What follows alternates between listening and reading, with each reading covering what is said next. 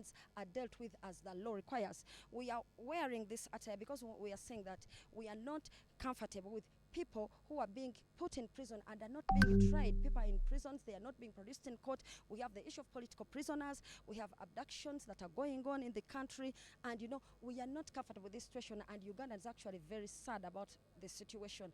Our public health, our health sector is in a mess, the infrastructure is wanting, money is being stolen, there is a lot. So this attire is a statement that we are not happy as Ugandans. Yes, we are participating here because we have to be here. It is our mandatory role to be part of the budget process to see where our taxpayers' money is going, and we can follow up as members of parliament, but we are still not comfortable with the way how funds are being dealt with, how loans are being passed, and yet money is swindled by a few people. But actually, you missed the State of Nation address. What statement do you think that was making?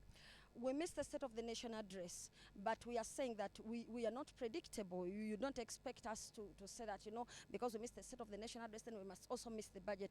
We also keep some secrets to ourselves. Sometimes we can say, let's go for this and let's not go for this. I think it is our choice to choose how to oppose this government and how to, devise means of removing them from power. And, by the way, black is also a reflection that our victory was stolen, and we're still fighting to reclaim that victory. The top office. All right, thank you very much, Honorable Shamim Malende. There, it looks like even politics has some bit of drama. One would think as if it's a bit of Telemundo here and there. But that's been Honorable Shamim Malende. You're watching UBC TV, and we come to you live from Kololo Independence Grounds. The theme of this year's or the following year's budget. This year's budget is ending on the 30th thank you very much, Honorable June, Shamim and 1st July will be the 2026-2027 looks like even budget politics has some bit of implementation there drama. after, but One the would theme think is as if full it's a bit of Telemundo here and monetization there. of But the that's been Honorable economy Shamim Malende. right You're watching there. UBC Now, TV, did you know that and we come to you 1st live July from Kololo when Independence the Grounds. The budget theme that has been of passed and this read year's is or the began following in year's operations, budget. but also there Right, in thank you very much, time Honorable that the Shamim planning for the following year's will budget bear, is going to, and in about looks like December is even when politics has some framework papers there. are after And the one years theme is is also a bit of monetization Telemundo of but the that's been economy. Honorable The question Shamim now Malende. is You're watching that now, UBC did you TV, know that and we come to you live from Kololo when Independence to Grounds. plan The theme and has of budget this for year the different ministries therein? Those are questions to wonder and to ponder on, but as time goes by, we'll definitely be getting the different experts from different ministries and different arms of government to speak their 2 cents, and of course the representatives from civil society organization. If you look at areas like URA, 2024-2025, URA managed to get to its target of about 31 trillion Uganda shillings of collecting that. In fact, it even surpassed, it went to about 31.63 trillion there. And in 2025-2026, of course, the boat hasn't landed yet. It hasn't reached the shores yet. It's still sailing. But we'll be finding out if the target that was set, which was at about 7% increase from the 2024-2025 budget, was indeed achieved to 100% plus. Now, 2026-2027 has the goal for URA as a target collection of about 40 trillion Uganda shillings, an increase of about 9% from the 2025-2026 budget therein. And of course, we'll be also studying by the first quarter, will URA have collected the target set for the first quarter of the 40 trillion Uganda shillings. It is Matters Budget, and we are at the Kololo Independence Grounds, the day of the national budget 2025, 2026-2027. My name is Julia Nantaba. We'll be definitely coming to you with different players and different stakeholders speaking into the budget. One of the statements that has gone loudest for me so far, especially from CSOs and even the PSST himself, the permanent secretary and secretary to the Treasury, is the fact that Uganda's problem is not money. Uganda's problem is not money. In fact, Uganda's problem is not policies at that, but implementation. And I look forward to having a conversation with the permanent secretary of the Ministry of Finance and secretary to the Treasury therein to just find out then what is the solution? What is the solution to making sure that implementation actually is at par? As we all know, about a week or two ago, he took to his social media to announce to Ugandans that national events would be rationalized and would be in fact cut off in a bid to save monies of the Ugandan budget. So events like Women's Day, Labor Day, Heroes Day, Independence Day, they'll not have large gatherings or celebrations as has been the case, but rather the president sitting at State House and giving us an address right from his place, and the address placed or put on or aired on TVs and radio stations, even social media, and this is in a bid to cut costs. And the other question on the mind of Ugandans is, if these costs are cut, are they actually going to serve the purpose? It's one thing to cut a cost, but it's also another thing to make sure that the monies that are being saved from cutting that cost are actually being distributed or allocated to where exactly they are meant to be. More and more is what we bring to you, more facts about the budget. And of course, we are looking forward to Honorable Henry Musasizi reading to us this budget. One thing for sure is that you have to pay attention to that detail. You have to pay attention to the nitty-gritty of what each allocation means. I mean, from the ATMs, agricultural industrialization is taking about 2.2 trillion, and there in second to it will be science and technology, following about, I think, 1.1 trillion there. Third will be mineral development, third will be tourism with about a 500 billion there, and a fourth on the list of the ATMs will be mineral development. And of course, we'll definitely be looking forward to hearing from the different ministers, MPs that are concerned with the different sectors in regards to the ATMs, what their expectation is, what their plan is, and what exactly or how exactly is the money expected to be used at that. So just stay tuned to UBC TV, the national broadcaster, as we bring to you all the events regarding the national budget 2026-2027.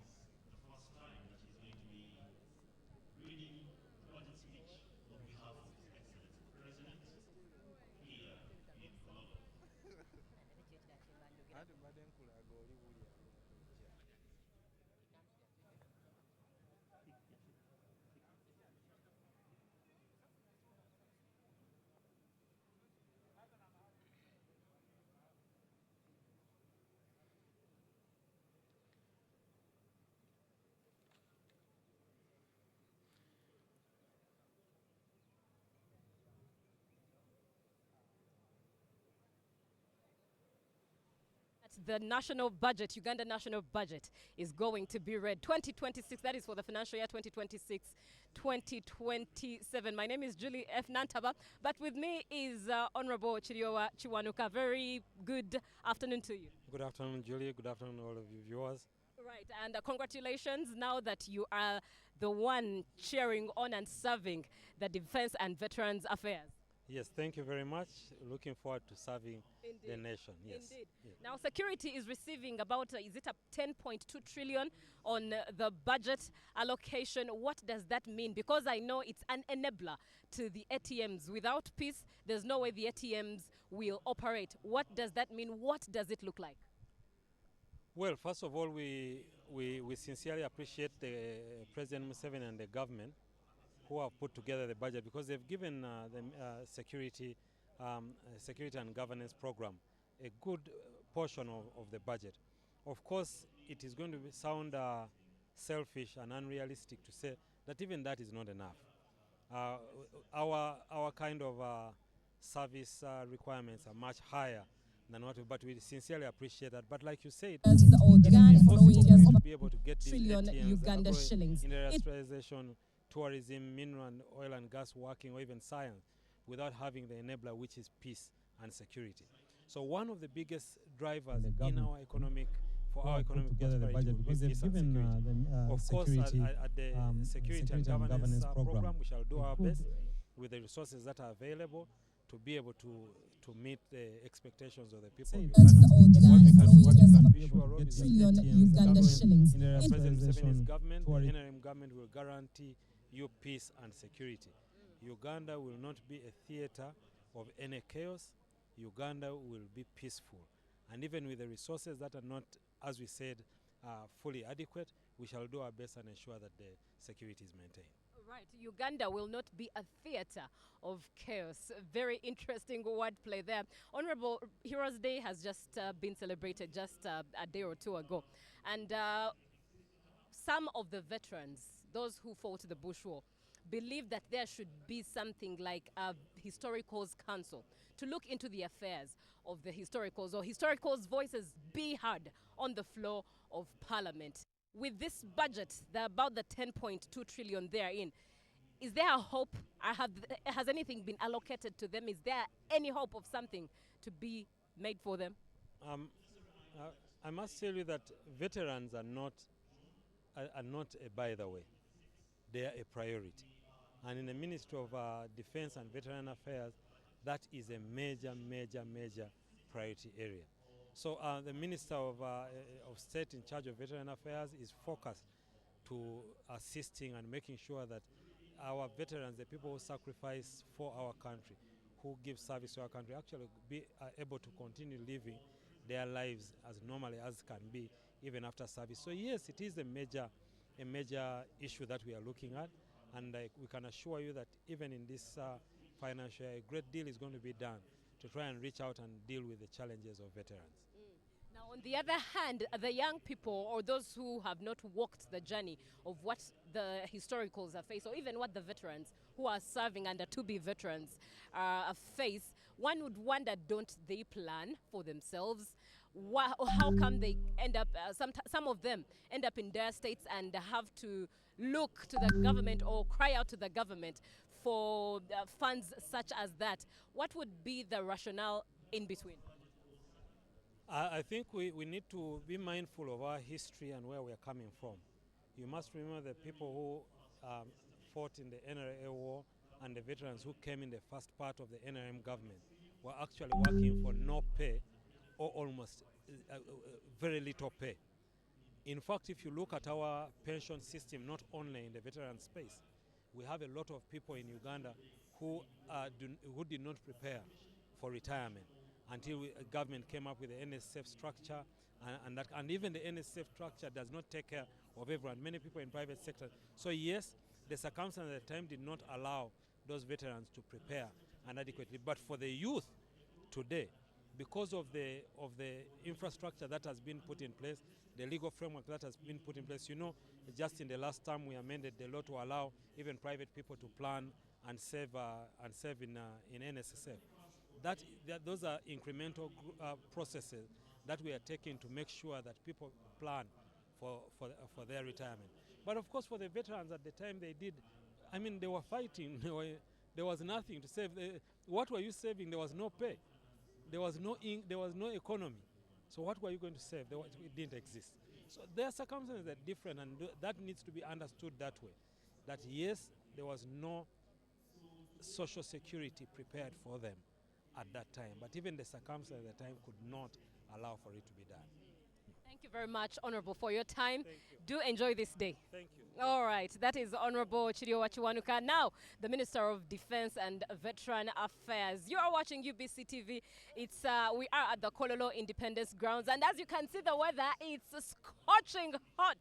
As was reported, that this is a drought season. It's going to be a hot season, dry season at that. And one would wonder what allocations have been given to cater to that, especially for farmers. The Parliament just as of yesterday, did get to deal with the irrigation scheme loan that was passed. A loan that has rather interesting facts around it. For example, just the loan financing, a loan that of course Ugandans will have to pay, costs about 9 billion thereabout, and one would think of, just before we even receive the money, the money that's to finance that loan in itself is a lot, and yet it's on you and I to definitely pay as a Ugandan. But of course, some of the things we know about the budget that is to be read is the fact that it is a total of 84.3 trillion Uganda shillings therein, up from 72.4 trillion Uganda shillings as of last year. And therein, it's about a 16% increase to that budget, making it the highest budget so far. Last year, 72.4 trillion Uganda shillings was actually the highest at that time, and this year 84.3 trillion Uganda shillings is considered the highest. What does that mean? Is it bad? Is it good? Of course, we'll be engaging in the depth of the conversation, but one thing for sure, it means that Uganda as an economy is growing. And for anyone, even if it's you and myself, when my pockets grow bigger or when I earn bigger, my spending will indeed also increase in one way or the other. We can indeed look at it from that vantage. But one thing for sure is the fact that we are also going to get more and more stakeholders to speak into this budget on this 11th day of June 2026, a day that is very scorching. If you're seated wherever you are and you're enjoying a cold bottle of soda or water, enjoy it. We'll also be knowing how much has been added to maybe beverages, you know, things like that. How much has been added to liquor? How much has, of course, for fuel, petrol, quite a lot is known that has circulated. That 200 shillings has been added therein when it comes to matters of fuel. Keep in mind the Strait of Hormuz that has already affected Ugandans. In some areas, a liter is already at 6,990. Add to it the 200, we might shoot to a 7-8K a liter of petrol or diesel. But indeed, we are here to bring you all the detail as it comes. A very good afternoon to you, Honorable Katesho. Good afternoon. How are you? I'm very good. How are you? Very well, thank you. How do you feel this budget day, and what are you expecting out of the reading? Well, first of all, it's a good day to show the people of Uganda the work that has been done in the last 1 year to prepare the budget. As you know, this budget links with the National Development Plan, the Vision 2040, and the NRM Manifesto. So as we are here, we need to show the prioritization that has been done so that the people know what is in the budget for them and what the government is planning to do. Right. The NRM Manifesto's slogan is protecting the gains. And because it's the ruling government, obviously the goal is to protect the gains. With this budget that is to be read, do you think the gains are to be protected? And I'm speaking of it in this sense. One of the goals that President, His Excellency Yoweri Kaguta Museveni has emphasized is to make sure that there is money in a Ugandan's pocket. However, the budget seems to be taking away a lot of money from a Ugandan's pocket. As they earn, they are paying taxes. Do you think that is balancing?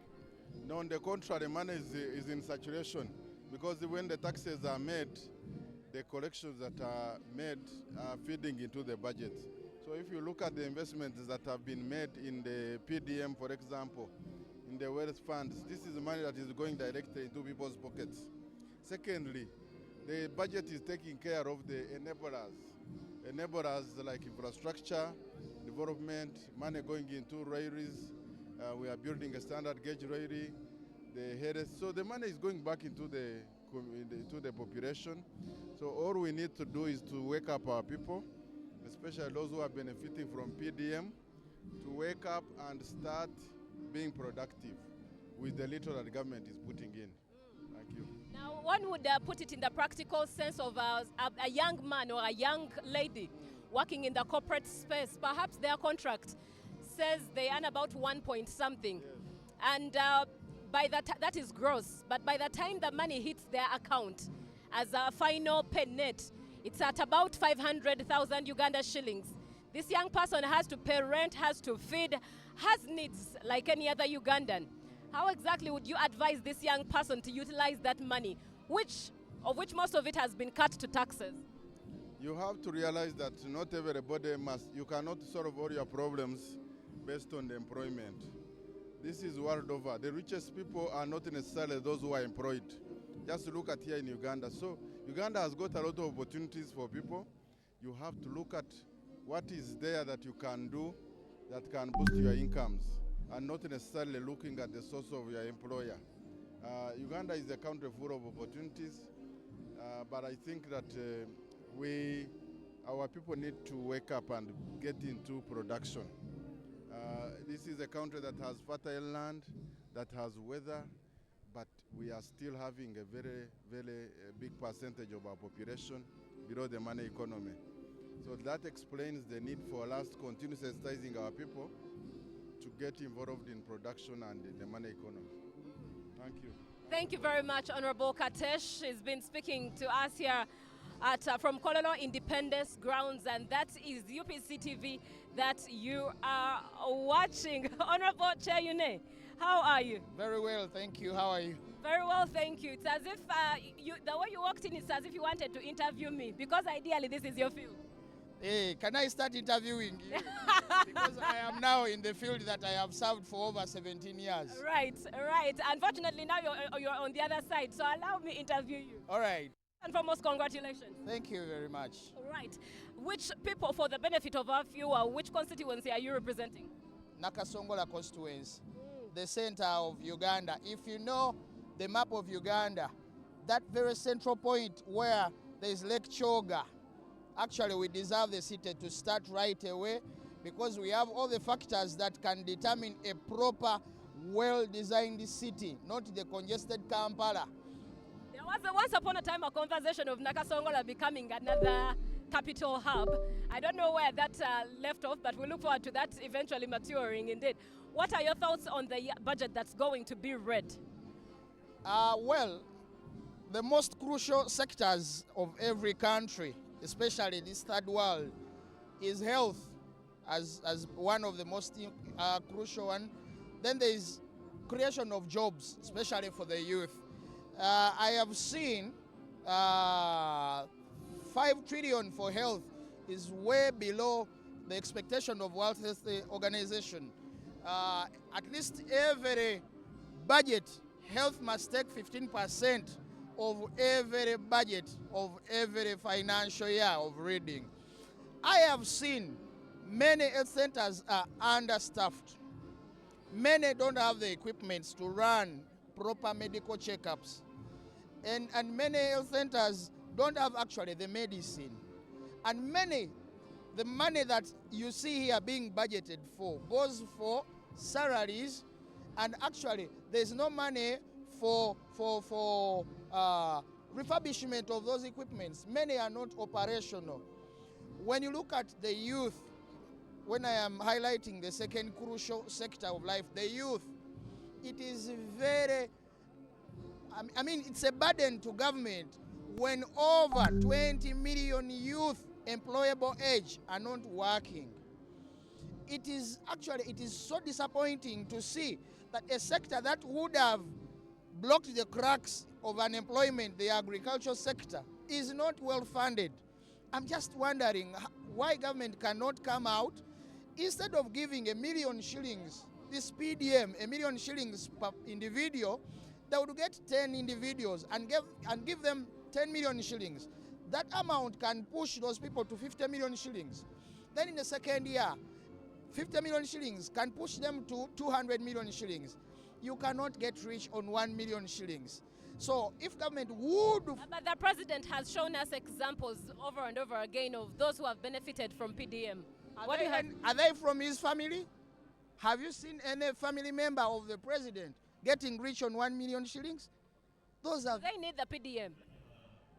If we have watched any member of the first family applying that 1 million shillings on what the president keeps on showing the Ugandans, and we see the real evidence that those people can get rich, those are things that we can no longer expect from the president.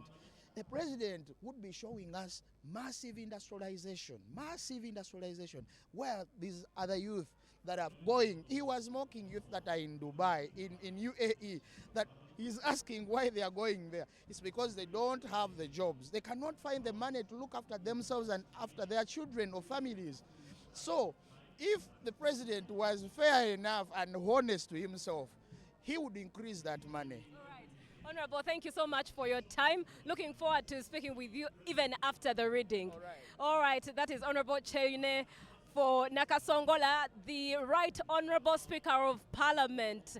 That is Jacob Oboth has just arrived, and he is one who actually recently went ahead to reduce on his budget to about a 24 billion drop off to about 3 billion therein as to what he will use as the Right Honorable Speaker, and stated that that rest of the 24 billion will be allocated to everything oversight in Parliament. You are watching UBC TV.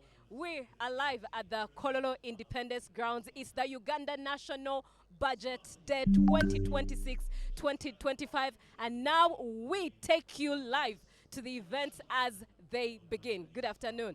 And Then the traditional prayers the president of is Parliament. coming, and when the president comes, obviously you know that clearly the event has just started. Now we take you to the events. As you can see on your screen, the president of Uganda has just arrived. His Excellency Yoweri Kaguta Museveni has just arrived there, and in just a bit after the budget being read, we'll also be hearing from him his budget speech, and many of the things that are being thought of in regards to the president's speech is the tone that we saw at the day he swore in as the president of Uganda. The tone was quite tough. With the State of Nation address, the tone was indeed quite tough. Even the time he accepted and received his results of the declaration forms as being announced as the president of Uganda, his tone was quite tough, with one theme: Chisanja, no sleep. We await what tone he carries right after the budget will be read. We'll be coming right back in just a long bit. But of course, we bring to you the events as they come through here from Kololo Independence Grounds.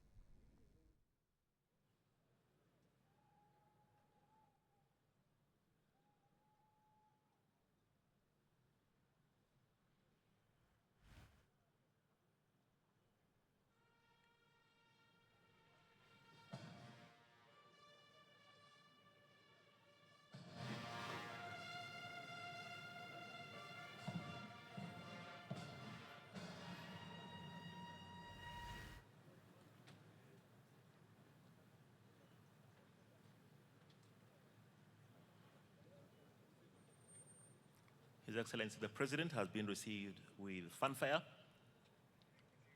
by the Uganda Police Band, and is now making his way to the receiving party led by the Right Honorable Speaker of Parliament before he's ushered to his sitting area.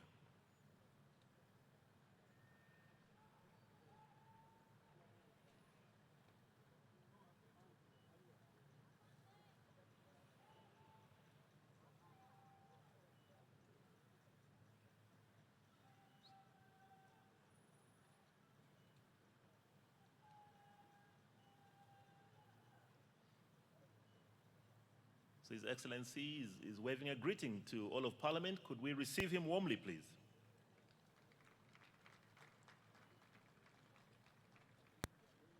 So His Excellency the President is now being ushered to his tent, where he shall sign the visitor's book. And even then, the procession of the Speaker will form, and House shall start in a few minutes.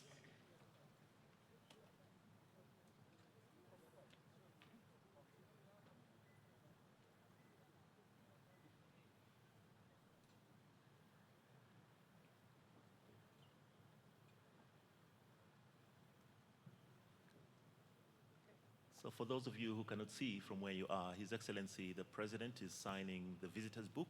It's traditional that every time Parliament hosts a guest at the level of His Excellency the President, they will sign in the visitor's book. Now this is a very special day for the presentation of the budget, not only in Uganda, but across the East African states. And as soon as His Excellency has signed, then the procession of the Speaker will form and the House will start.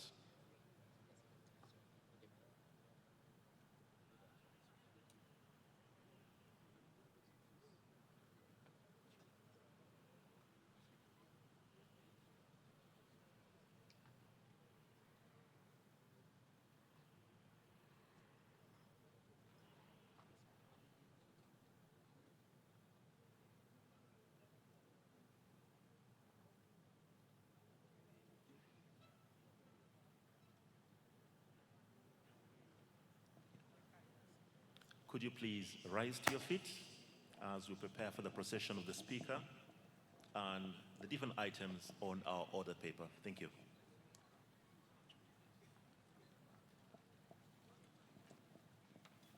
Honorable members, His Excellency the President and Mr. Speaker.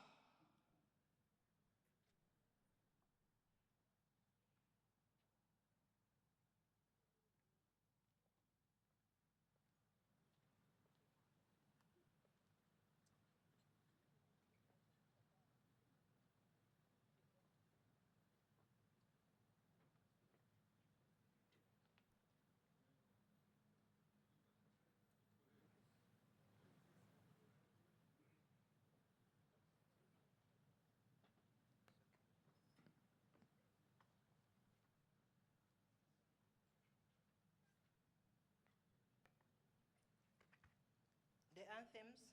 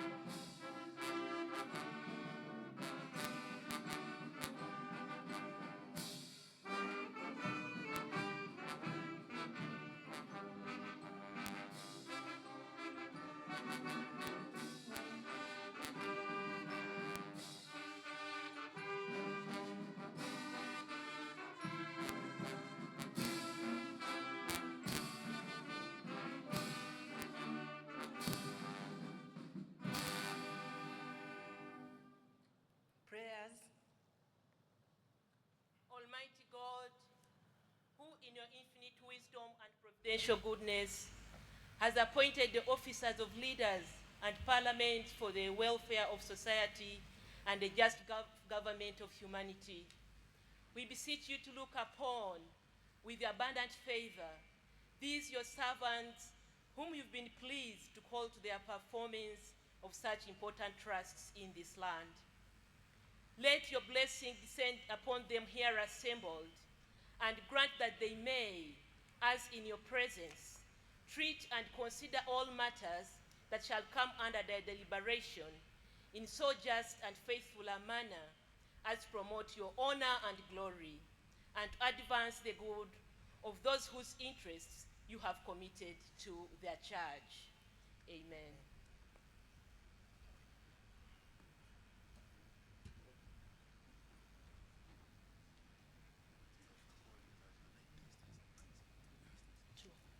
Proclamation.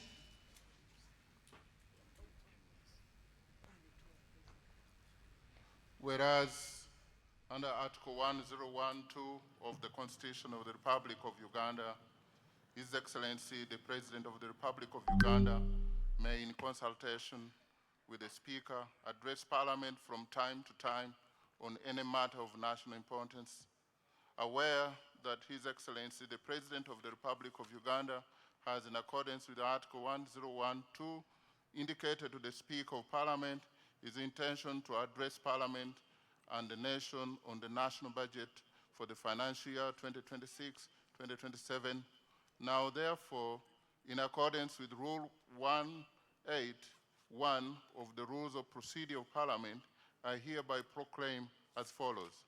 1, that Parliament shall sit at Kololo Ceremonial Grounds on Thursday, 11th June 2026 at 1400 hours to receive the address of His Excellency, the President, on the national budget for the financial year 2026-2027.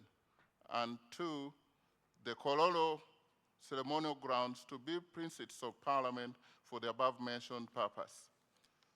Given under my able hand at Parliament House, Kampala, this first day of June 2026.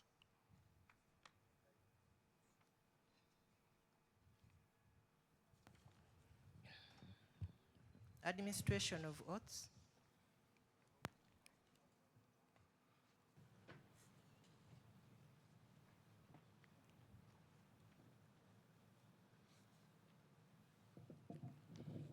Your Excellency, the President, Right Honorable Speaker, sir, honorable members, on the 28th of May 2026, His Excellency, the President of the Republic of Uganda, appointed a new cabinet. Among those appointed were non-members of Parliament who were duly approved by the Parliamentary Appointments Committee and sworn in as ministers. In order for them to discharge their duties as ministers, they are required by law to become ex-officio members of Parliament by virtue of Article 78(1)(d) of the Constitution, and are required under Article 81(4) of the Constitution to take and subscribe the oath of allegiance and the oath of Member of Parliament. Right Honorable Speaker, the said members are ready to take and subscribe to the oath. May I therefore request for your permission, Right Honorable Speaker, to invite them for the aforementioned purpose. And they are Honorable General Katumba Wamala, Minister of Public Service. Please come forward, Honorable Minister. Honorable Sebugwao Joyce Juliet Nabosa, Minister of State for Information, Communications, Technology, and National Guidance, Information. Honorable Siraj Musa Ali, Minister of State for Works and Transport, Works. I seek for your permission, sir, to allow them to access the chambers. Permission granted.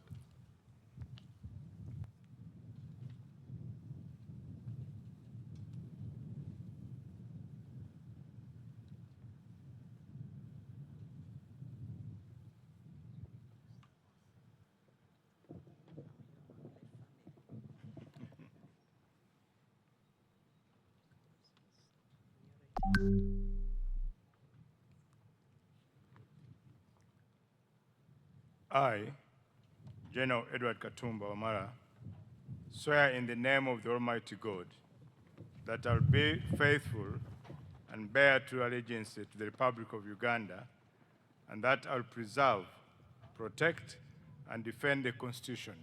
So help me God. I, General Edward Katumba Wamala, swear in the name of the Almighty God that I will give faithful service to this Parliament and support and uphold the Constitution of the Republic of Uganda as by law established. So help me God. Congratulations, Honorable General.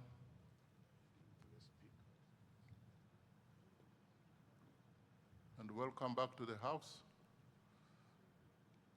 Thank you.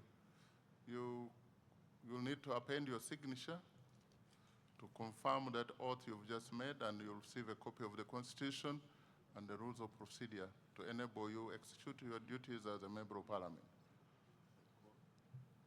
Kindly turn it.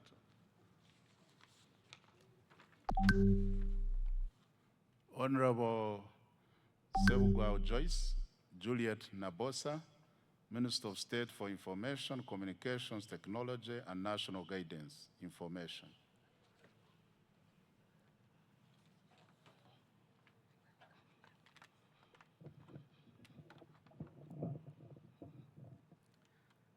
I, Joyce Juliet Nabosa Sebugwao, swear in the name of Almighty God that I will be faithful and bear true allegiance to the Republic of Uganda, and that I will preserve, protect, and defend the Constitution, so help me God.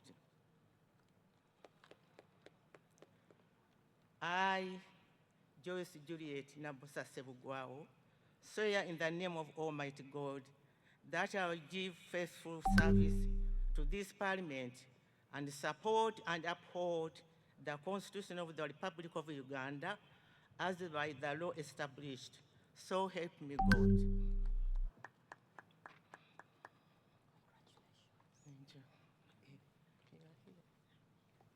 Congratulations, and honorable members, you can join me in receiving Honorable Wechitiwa, Minister. Congratulations, Mama, for catching the eye of the appointing authority. You will append your signature somewhere here to affirm, to attest to the oath you've just made, and they will give you a copy of the Constitution and the rules of procedure to enable you execute your mandate as a member of Parliament, with all rights except for voting.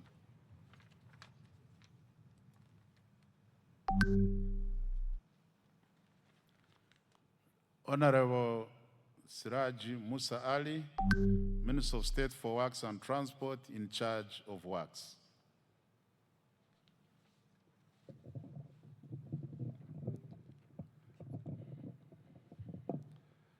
I, Siraj Musa Ali, swear in the name of the Almighty God that I will be faithful and bear true allegiance to the Republic of Uganda, and that I will preserve, protect, and defend the Constitution, so help me God.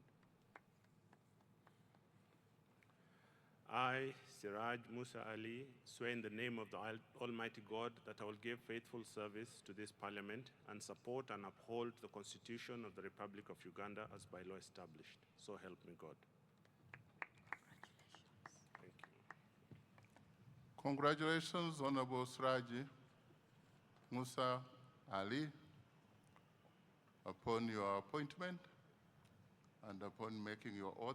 We have place for you there, and another place down. We have a copy of the Constitution and the rules of procedure of this House that will enable you to execute your mandate as a member of Parliament. Congratulations once again.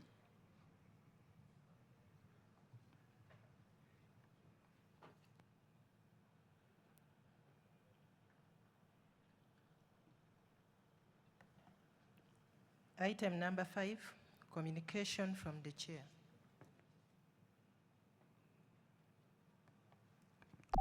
Your Excellency, the President of the Republic of Uganda, General Yoweri Kaguta Museveni, Her Excellency the Vice President, Major Retired Alupo Jessica Epel, the Right Honorable Deputy Speaker, Honorable Thomas Tayeba, the Right Honorable Prime Minister and Leader of Government Business, Robin Nabanja, the Right Honorable Deputy Prime Minister as President, the Right Honorable Leader of Opposition in Parliament, Joel Senyonyi, Cabinet Ministers and Ministers of State, Honorable Members of Parliament of Uganda, the Chairpersons and Members of Constitutional Commission, the Head of Public Service and Secretary of Cabinet, Madame Luce Nachobe Mbonye, the Auditor General, the Permanent Secretary present, if they are here, all the chiefs, service chiefs present, the Governor, Bank of Uganda, distinguished guests, ladies and gentlemen, I welcome you all to this 5th sitting of the first session of the 12th Parliament. Your Excellency, just 7 days ago, on Thursday, 4th June 2026, you delivered at this very venue a clear and a concise address on the state of the nation, in which you reiterated the need for results-oriented, accountable, and transformative leadership at all levels as a catalyst for national transformation. Your Excellency, as we pride in the honor of hosting you once again here today, I take the privilege of informing you that the members of this 12th Parliament not only heard, but also listened keenly and embraced your words of wisdom. The fight against corruption and non-performance is not the executive's fight alone. It is Parliament's fight as well. And together, in harmony, as a nation, we will win it. Honorable members, during today's sitting, His Excellency the President will deliver the budget speech for the financial year 2026-2027 in fulfillment of his constitutional obligation under Article 1151 of the Constitution of Uganda, which states that the President shall cause to be prepared and laid before Parliament in each financial year, but in any case not later than the 15th day before the commencement of the financial year, estimates of revenues and expenditures of government for the next financial year. Honorable members, today's budget speech crowns an elaborate consultative budget process which began in September 2025 with the issuance of the first budget call circular and the subsequent participation of various ministries, departments, and agencies, local governments, development partners, and civil societies, among others. Your Excellency, the relationship between the 12th Parliament and the other arms of government will be complementary and people-centered. The 12th Parliament will focus on public expenditure tracking and budget oversight through the various parliamentary committees to ensure that public funds are used for the purpose for which they are intended and in line with the approved work plans. I therefore implore whips to supply the list of their members to the various parliamentary committees pursuant to Rule 16.2d and Rule 163 and 164 of the Rules of Procedure of Parliament. This will pave way for the timely operationalization of our committees. Your Excellency and honorable members, the 12th Parliament will empower its committees to effectively support government programs through efficient and effective monitoring, or especially through the high-impact projects under the National Development Plan 4. These core flagship projects are strategic catalysts for our tenfold growth strategy. In addition, members of Parliament will strengthen oversight of government wealth creation and development funds under the parish development model, Uganda Women's Entrepreneurship Program, IMIOGA, among others. The 12th Parliament is firmly aligned to the government's objective of moving the approximately 38% of our population from subsistence to the formal money economy. Your Excellency and honorable members, the legislature looks forward to a productive financial year 2026-2027 in line with our national development aspiration. I thank you for your kind attention.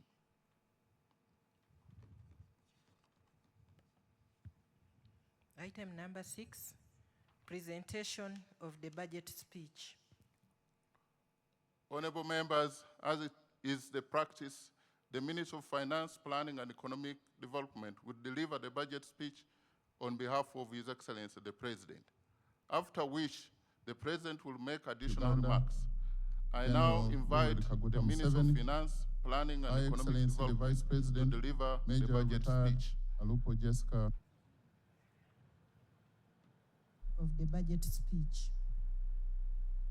Honorable members, as it is the practice, the Minister of Finance, Planning and Economic Development will deliver the budget speech on behalf of Thank you, Right Honorable Speaker, for the opportunity granted. The President will make additional remarks. I now invite the Minister of Finance, Planning and Economic Development to deliver the budget speech. Your Excellency, I take cognizance of your presence in the House. Right Honorable Speaker, my procedure matter arises Honorable members, under Rule 11, practice, the Minister of Sub-Rule Finance, 5, Planning and Economic Development and the Rule will deliver the 26, budget Sub-Rule speech 2 of our rules of procedure. Thank you, Right Honorable Speaker.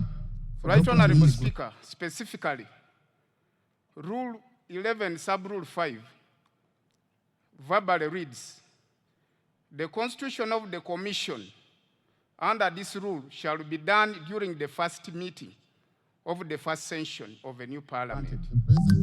Right Honorable Speaker, I'm aware that the side of the leader of opposition has already nominated the commissioner amongst the 4 bench commissioners. That is Honorable Nambeshi. But the side of the government, we have not seen any commissioner. Since the government chief whip is in place, isn't it procedurally right that we constitute this House to its fullest, so that to mandate its function? Right Honorable Speaker, the House looks to move in a half. It's in amoeba shape, in a Mongolo shape. And this is the mother of corruption, Right Honorable Speaker.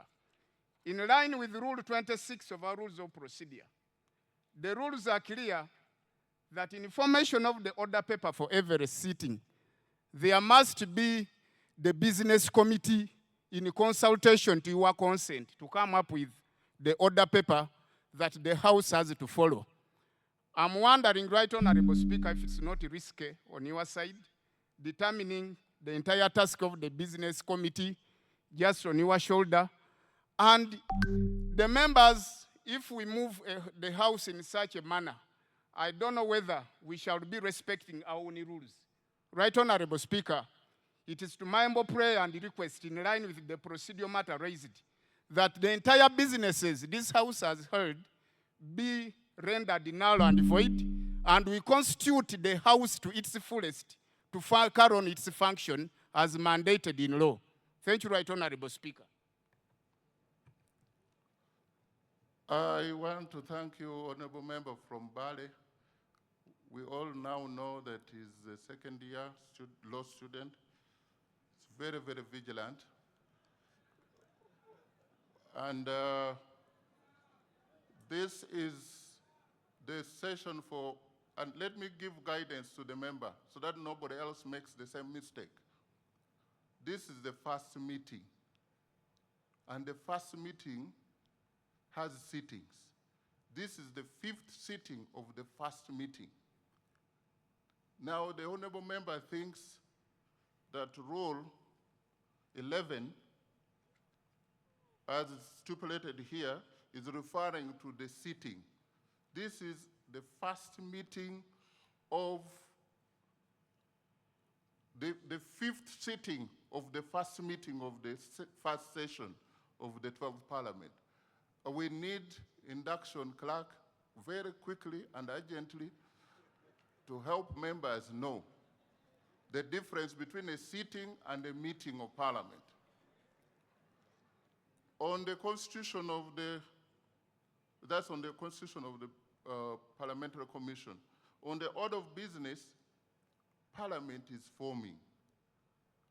I have no doubt that the clerk, as even of today, has written, and let me take the same opportunity to tell the government chief whip and the leader of opposition that we need lists, which I even communicated here, of all committee members and leadership and the commission. We need that urgently before the 26th of this month. There is nothing null and void except the statement made in a wrong way. Next item.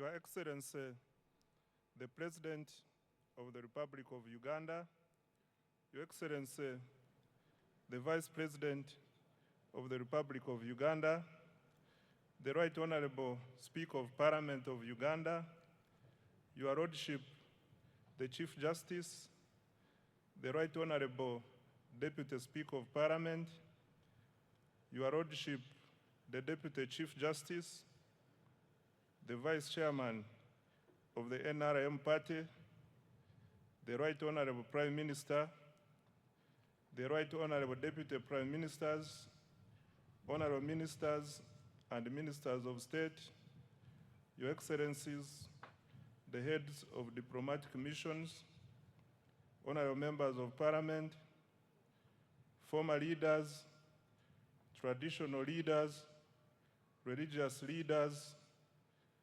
distinguished guests, ladies and gentlemen.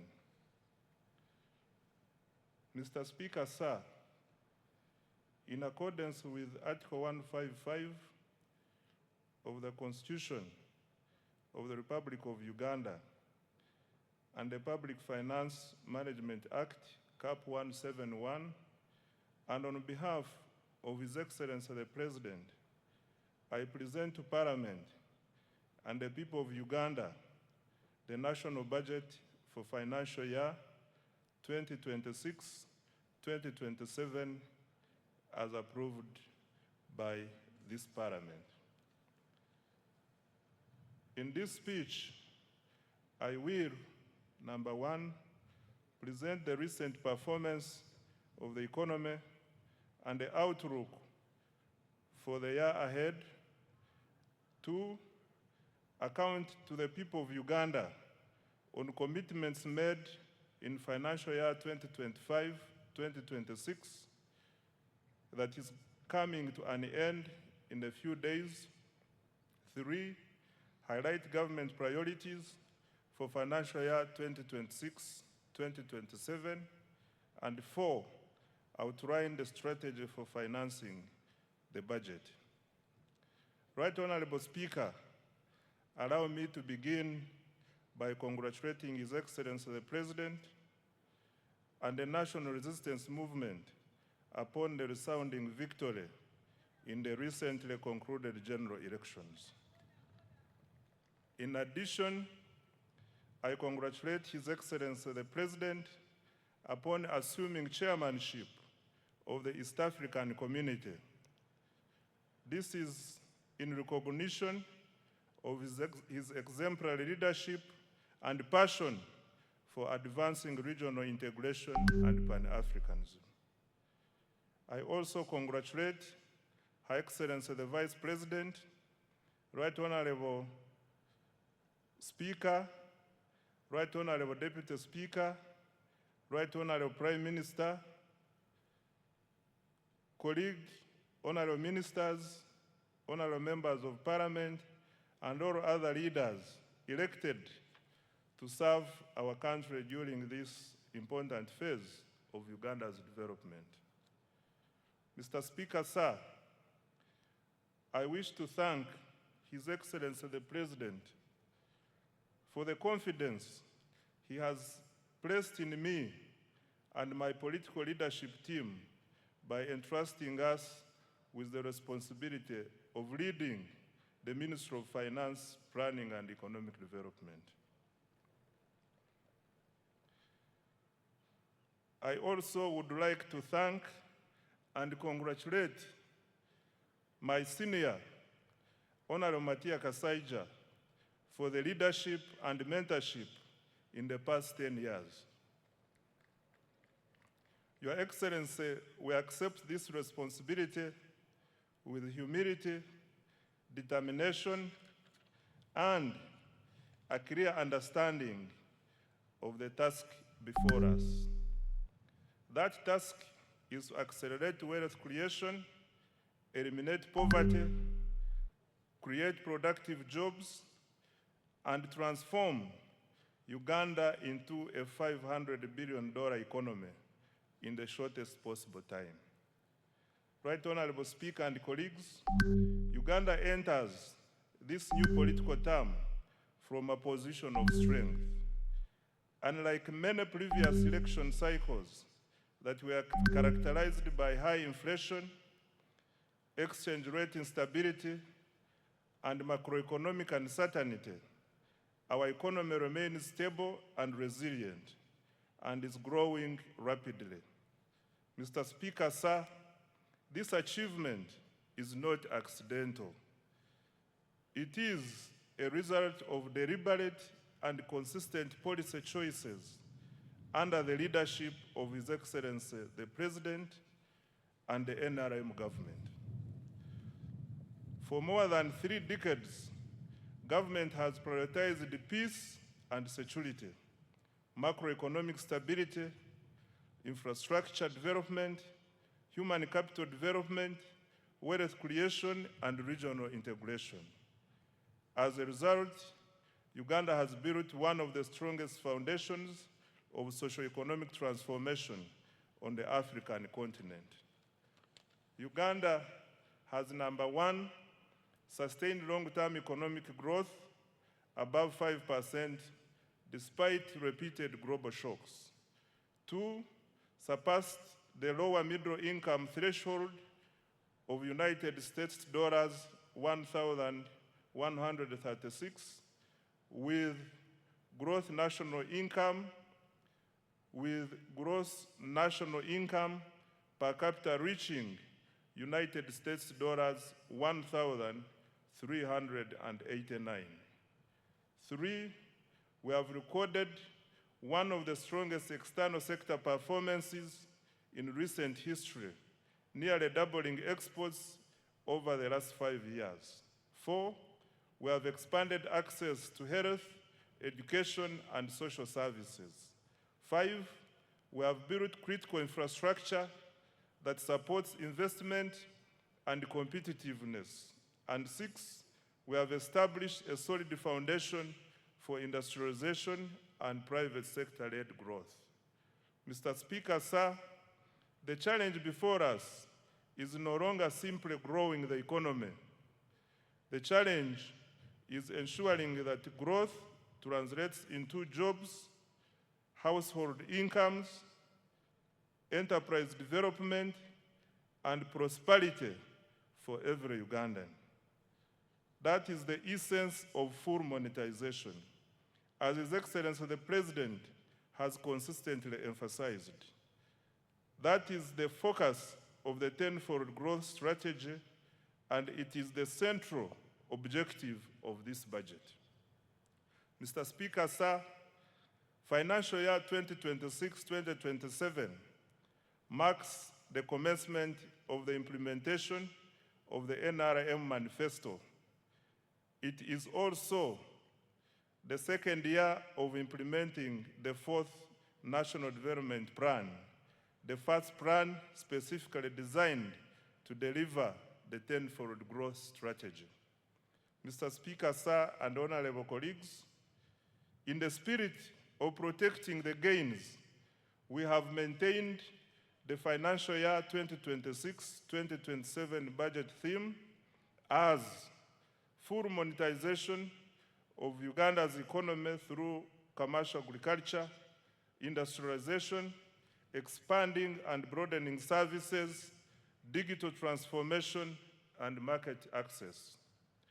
This theme is aligned with the East African Community Budget theme of deepening regional integration and economic resilience through improved regional security, domestic revenue mobilization, and digital transformation for inclusive growth. I now come to the recent economic performance and outlook. Mr. Speaker, sir, despite geopolitical tensions, global trade disruptions, and continued uncertainty in the world economy, Uganda's economic outlook remains strong and positive. The economy is stable, growth is accelerating, inflation is low, the exchange rate is stable, exports are rising, investment is increasing, and confidence in Uganda's future remains strong. Mr. Speaker, sir, Uganda's economy continues to demonstrate remarkable resilience and dynamism. Economic growth for financial year 2025-2026 is estimated at 6.4%, up from 6.3% in financial year 2024-2025. The size of the economy is projected to increase to approximately United States dollars 69.3 billion, equivalent to Uganda shillings 250.4 trillion by the end of June 2026. In purchasing power parity terms, Uganda's GDP is estimated to be United States dollars 197.1 billion. GDP per capita is projected to increase to United States dollars 1,420, equivalent to approximately Uganda shillings 5.1 million per person. Mr. Speaker, sir, with the commercial oil production commencing later this calendar year, growth is projected to accelerate to 10.2% in financial year 2026-2027. This will mark Uganda's first return to double-digit growth since the reforms of the 1990s. Most importantly, a larger economy will accelerate more jobs, raise household incomes, expand opportunities for businesses, and generate the resources required to invest in quality education, health care, infrastructure, security, and other public services that improve the lives of Ugandans. This performance confirms that our strategy of investing in security, infrastructure, wealth creation, and the productive sectors is delivering results. I thank His Excellency the President for his steadfast leadership, strategic guidance, and insistence on phased prioritization. Mr. Speaker, I wish to repeat this one. This performance confirms our strategy of investing in security, infrastructure, wealth creation, and the productive sectors is delivering results. I thank His Excellency the President for his steadfast leadership, strategic guidance, and insistence on phased prioritization. Colleagues, I invite you to give His Excellency the President a round of applause. I now come to inflation. Mr. Speaker, sir, inflation remains low and stable. Average inflation during financial year 2025-2026 is estimated at 3.8%, compared to 3.5% recorded the previous financial year. This stability has been supported by effective coordination between fiscal and monetary policy, stable food prices, and improved management of fuel supply. Low inflation protects household incomes, supports business planning, and strengthens investor confidence. Government remains committed to maintaining price stability as a cornerstone to sustained economic growth. Right Honorable Speaker, the strength of an economy is reflected not only in how much it produces, but also in the confidence it inspires among investors, visitors, citizens, and at home and abroad. I am pleased to report that confidence in Uganda's economy continues to grow. Foreign direct investment remains strong at United States dollars 3.2 billion in the 12 months ending March 2026. This reflects growing investor confidence in Uganda's economy. Of even greater significance, investors are increasingly expressing interest in Uganda's small and medium enterprises. Kampala-based startups attracted about United States dollars 30 million in 2025, up from just United States dollars 4 million a year before. This surge signals growing confidence in Uganda's innovation ecosystem and affirms our emergence as a destination for entrepreneurship, technology, and investment. Mr. Speaker, remittances from Ugandans working abroad have significantly increased to US dollars 2.8 billion in the 12 months to March 2026 from US dollars 1.9 billion a year before. Remittances provide an important source of foreign exchange, investment, capital, and household income. Mr. Speaker, sir, tourism has fully recovered from the effects of the COVID-19 pandemic. Tourism receipts increased to United States dollars 1.86 billion in 2025, compared to United States dollars 1.4 billion in 2018-2019, before the COVID pandemic. This remarkable recovery from the lowest receipts of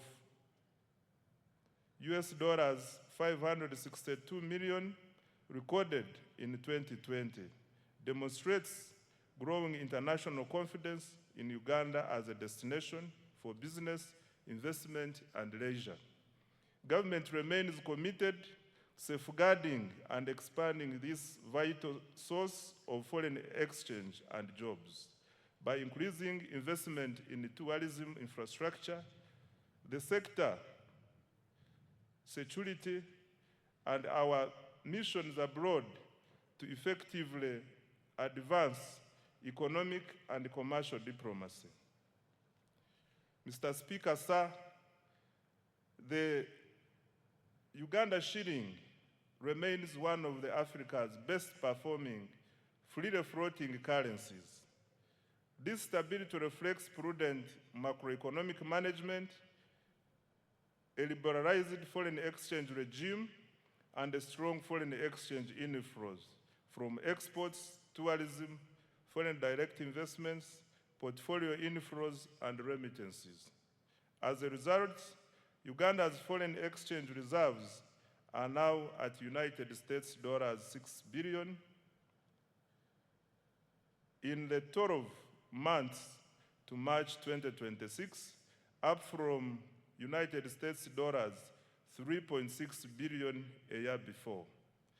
Government's decision to directly import petroleum products through the Uganda National Oil Company, UNOC, has further strengthened supply stability and reduced speculative pressures in the foreign exchange market. We expect the exchange rate to remain broadly stable despite ongoing global uncertainties. On the external sector, Right Honorable Speaker, Uganda's export performance has been exceptional. Over the last 5 years, exports of goods and services have increased by approximately 204%. Total exports earnings reached US dollars 18.04 billion in the 12 months to March 2026, from US dollars 5.93 billion in the 12 months to March 2022. The leading exports include gold, coffee, cocoa, fish products, steel products, sugar, and a growing range of manufactured goods. Our coffee exports reached USD 2.46 billion for the year ending March 2026, up from USD 1.84 billion a year before. Uganda's exports mainly go to the Middle East, which accounts for US dollars 6.3 billion. Africa accounts for US dollars 4.1 billion. Asia accounts for US dollars 2.0 billion. And the European Union accounts for 2.5 billion US dollars. And the rest of the world accounts for 3.1 billion. This success reflects the deliberate government policy focused on industrialization, value addition, export promotion, and market access. The exports are not merely a trade statistic. They are the engine of Uganda's transformation. They generate foreign exchange, they create jobs, they support enterprise growth, and they strengthen economic resilience. As a result of strong export performance, remittances, and investment inflows, Uganda recorded a balance of payment surplus of United States dollars 2.47 billion, 12 months to March 2026, the highest in 15 years. On employment creation, Right Honorable Speaker, the ultimate test of economic policy is whether it improves the livelihoods of our people through productive employment. Uganda's economy is gradually undergoing structural transformation. The services sector now accounts for 50.5% of total employment, up from 47% previously, while the share of employment to agriculture has declined from 40% to 37.1%. On the other hand, industry accounts for approximately 12.4% of total employment.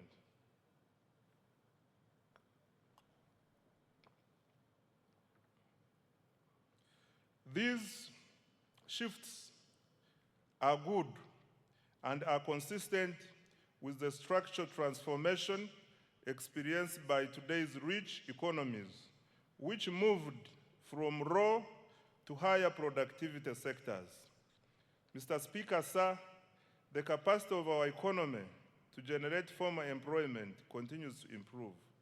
Employment in private formal establishments has increased by 245%, from approximately 672,300 workers in financial year 2016-2017 to over 2,319,683 workers in financial year 2024-2025. This is in addition to the 503,738 public sector jobs and 10,513,500 14 informal jobs reported in April 2026. This growth in jobs confirms that Uganda's economy is not only growing, but also creating productive jobs for Ugandans. This is on account of deliberate government interventions to create jobs through industrialization and wealth creation. However, creating more productive jobs for our rapidly growing population remains an urgent economic priority. This is why government is investing in ATMs and enablers to create jobs at a scale, especially for young people. Going forward, every major intervention in the national budget will ultimately be judged by its contribution to jobs, incomes, and improved livelihoods. On fiscal performance, Mr. Speaker, sir, government's capacity to finance its development agenda using domestic resources continues to strengthen. This financial year, domestic revenue collections are projected at Uganda shillings 35.7 trillion, compared to Uganda shillings 32.3 trillion collected the previous financial year. Mr. Speaker, this financial year 2025-2026, domestic revenue from taxes, non-tax revenues, and local government revenues funded up to 80.9% of the total discretionary budget of Uganda shillings 44.1 trillion. The discretionary budget includes all funds allocated to implementing programs excluding debt and other government obligations. This represents significant progress towards fiscal self-reliance and reduced dependence on external financing. Mr. Speaker, sir, increasing domestic revenue is not merely a fiscal objective. It is a sovereignty objective. A country that finances its development from its own resources enjoys greater policy independence, resilience, and sustainability. Therefore, government will continue to strengthen domestic revenue in line with the domestic revenue mobilization strategy, while preserving incentives for investment, production, and enterprise growth. In financial year 2026-2027, domestic revenue is projected to increase to Uganda shillings 45.6 trillion from Uganda shillings 35.7 trillion in financial year 2025-2026, equivalent to 15.9% of GDP. The additional resources will support investments in the wealth creation, ATMs, and the enablers. I now come to public debt, Right Honorable Speaker. Mr. Speaker, as of December 2025, Uganda's total public debt stood at United States dollars 34.86 billion, equivalent to approximately Uganda shillings 126.19 trillion. Of this, external debt amounted to US dollars 15.84 billion, while domestic debt was United States dollars 19.02 billion. This translates into a debt to GDP ratio of approximately 53.0%. Mr. Speaker, public debt should always be assessed alongside the assets it finances and the economic returns it generates. Over the past 10 years, Uganda's debt has financed strategic investments that are transforming the productive capacity of our economy. These investments include, number one, integrated transport infrastructure, which accounts for 31.1% of the debt. Number two, electricity infrastructure, which accounts for 19.3%. 3, water infrastructure, which accounts for 10.3%. 4, agro-industrialization, which accounts for 9.2%. 5, education and health, which accounts for 7.7%. 6, housing and urban development, which accounts for 6.3%. 7, industrial parks and industrial development, which accounts for 2%, and other investments such as national backbone infrastructure to extend internet, STI, and regional development, which accounts for 7.0%. Mr. Speaker, Uganda's public debt remains sustainable and is projected to stay so over the medium and the long term. Accountability for financial year 2025-2026 and priorities for financial year 2026-2027. Mr. Speaker, when the budget for financial year 2025-2026 was presented last year, government made several commitments aimed at accelerating monetization of the economy and implementing the tenfold growth strategy. The budget focused on 3 broad areas, namely, number 1, wealth creation programs, 2, strategic investments in the ATMs, and 3, investment in the key enablers of growth. I am pleased to report that substantial progress has been made in all the 3 areas above. On wealth creation, Mr. Speaker, the foundation of Uganda's economic transformation is ensuring that every Ugandan participates in the money economy. Government, therefore, has continued to invest in programs that expand access to affordable capital, strengthen enterprise development, and increase household incomes. To date, government has invested close to Uganda shillings 11 trillion directly into wealth creation initiatives, targeting households in subsistence economy, farmers, youth, women, and businesses. These interventions are reducing barriers to participation in economic activity while expanding opportunities across the country.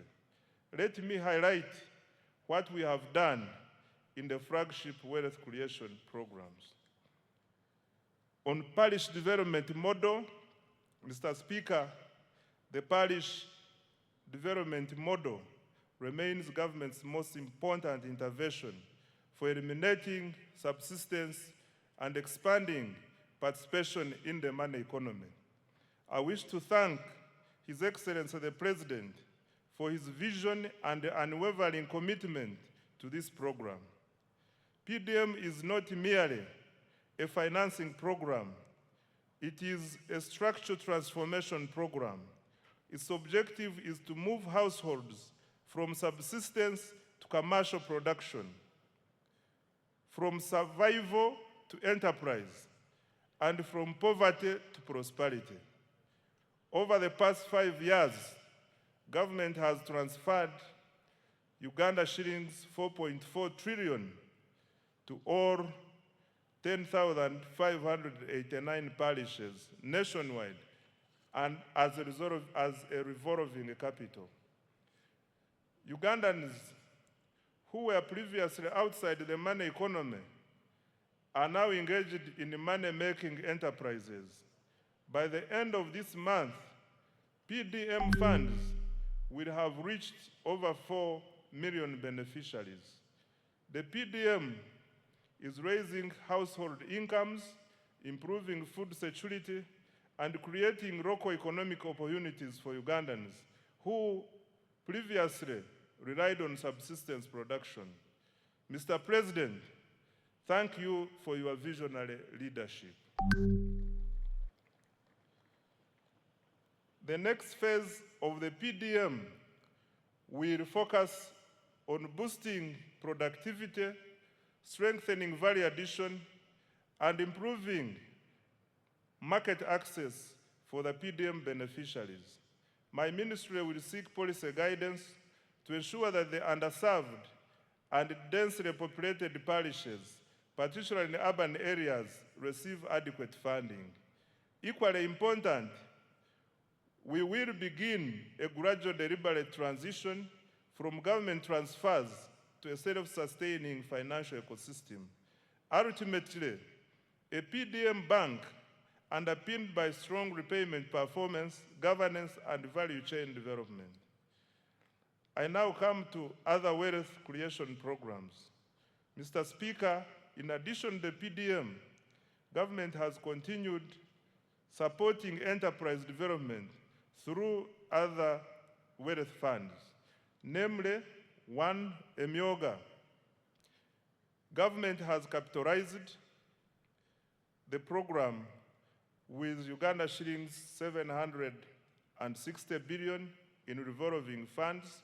To date, 7,148 Emyoga circles have been established with over 2.48 million members and cumulative savings of Uganda shillings 95.3 billion. An additional Uganda shillings 100 billion has been allocated in financial year 2026-2027. Number two, Katale Loan Facility. The government, through the Microfinance Support Center, introduced this wealth fund to expand access to affordable working capital for market vendors and urban informal operators. It is currently piloted in 6 major markets within the Kampala metropolitan area and will be rolled out nationwide in financial year 2026-2027. The piloted markets are St. Barikudembe, commonly known as Owino, Nakawa, Karerwe, Busega, Nakasero, and Gaba markets. The facility is providing working capital loans at an interest rate of 8% per annum. 3, the Small Business Fund. This fund, initially called the Small Business Recovery Fund, was established in 2021 to help small businesses affected by COVID-19 to recover. The fund has disbursed over Uganda shillings 82.1 billion to more than 4,031 small and medium enterprises. It provides affordable financing of up to Uganda shillings 500 million at a 10% interest rate to formal enterprises employing at least 2 people. 4 is the Agricultural Credit Facility. Government has invested a total of Uganda shillings 371.7 billion in the facility as a co-financing with participating financial institutions. The facility has cumulatively disbursed Uganda shillings 1.35 trillion to more than 14,000 beneficiaries. In financial year 2026-2027, an additional Uganda shillings 47.68 billion has been allocated to further capitalize the facility. 5, large-scale commercial farmers financing scheme. In financial year 2025-2026, Uganda shillings 41 billion was provided for interest payments on behalf of the large-scale farmers cultivating over 50 acres of grain and animal feeds. This support has so far enabled 186 farmers to access a total of Uganda shillings 169.1 billion from government-owned commercial banks. The farmers are expected to repay the principal while government pays the interest on their behalf. An additional 41 billion Uganda shillings has been allocated for financial year 2026-2027. 6. Uganda Development Bank. Government has cumulatively capitalized Uganda Development Bank with shillings 1.6 trillion to provide long-term patient capital to strategic sectors vital for industrialization and value addition. The bank has extended over Uganda shillings 2.45 trillion in financing to more than 600 businesses across agriculture, manufacturing, tourism, construction, and services. An additional Uganda shillings 442.2 billion has been allocated in financial year 2026-2027 to further capitalize Uganda Development Bank. 7. GROW and other women funds.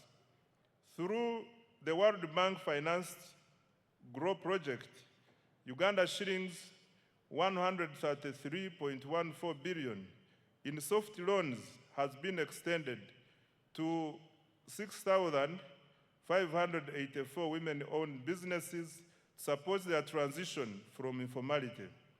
This complements Uganda shillings 153.5 billion previously disbursed under the Uganda Women Entrepreneurship Program WEP, which has benefited 244,805 women.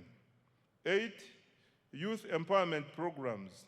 The Youth Livelihood Program has financed 24,859 projects benefiting 275,034 youth at a cost of Uganda shillings 195.4 billion, while 57,849 youth have benefited from the Youth Venture Capital Fund.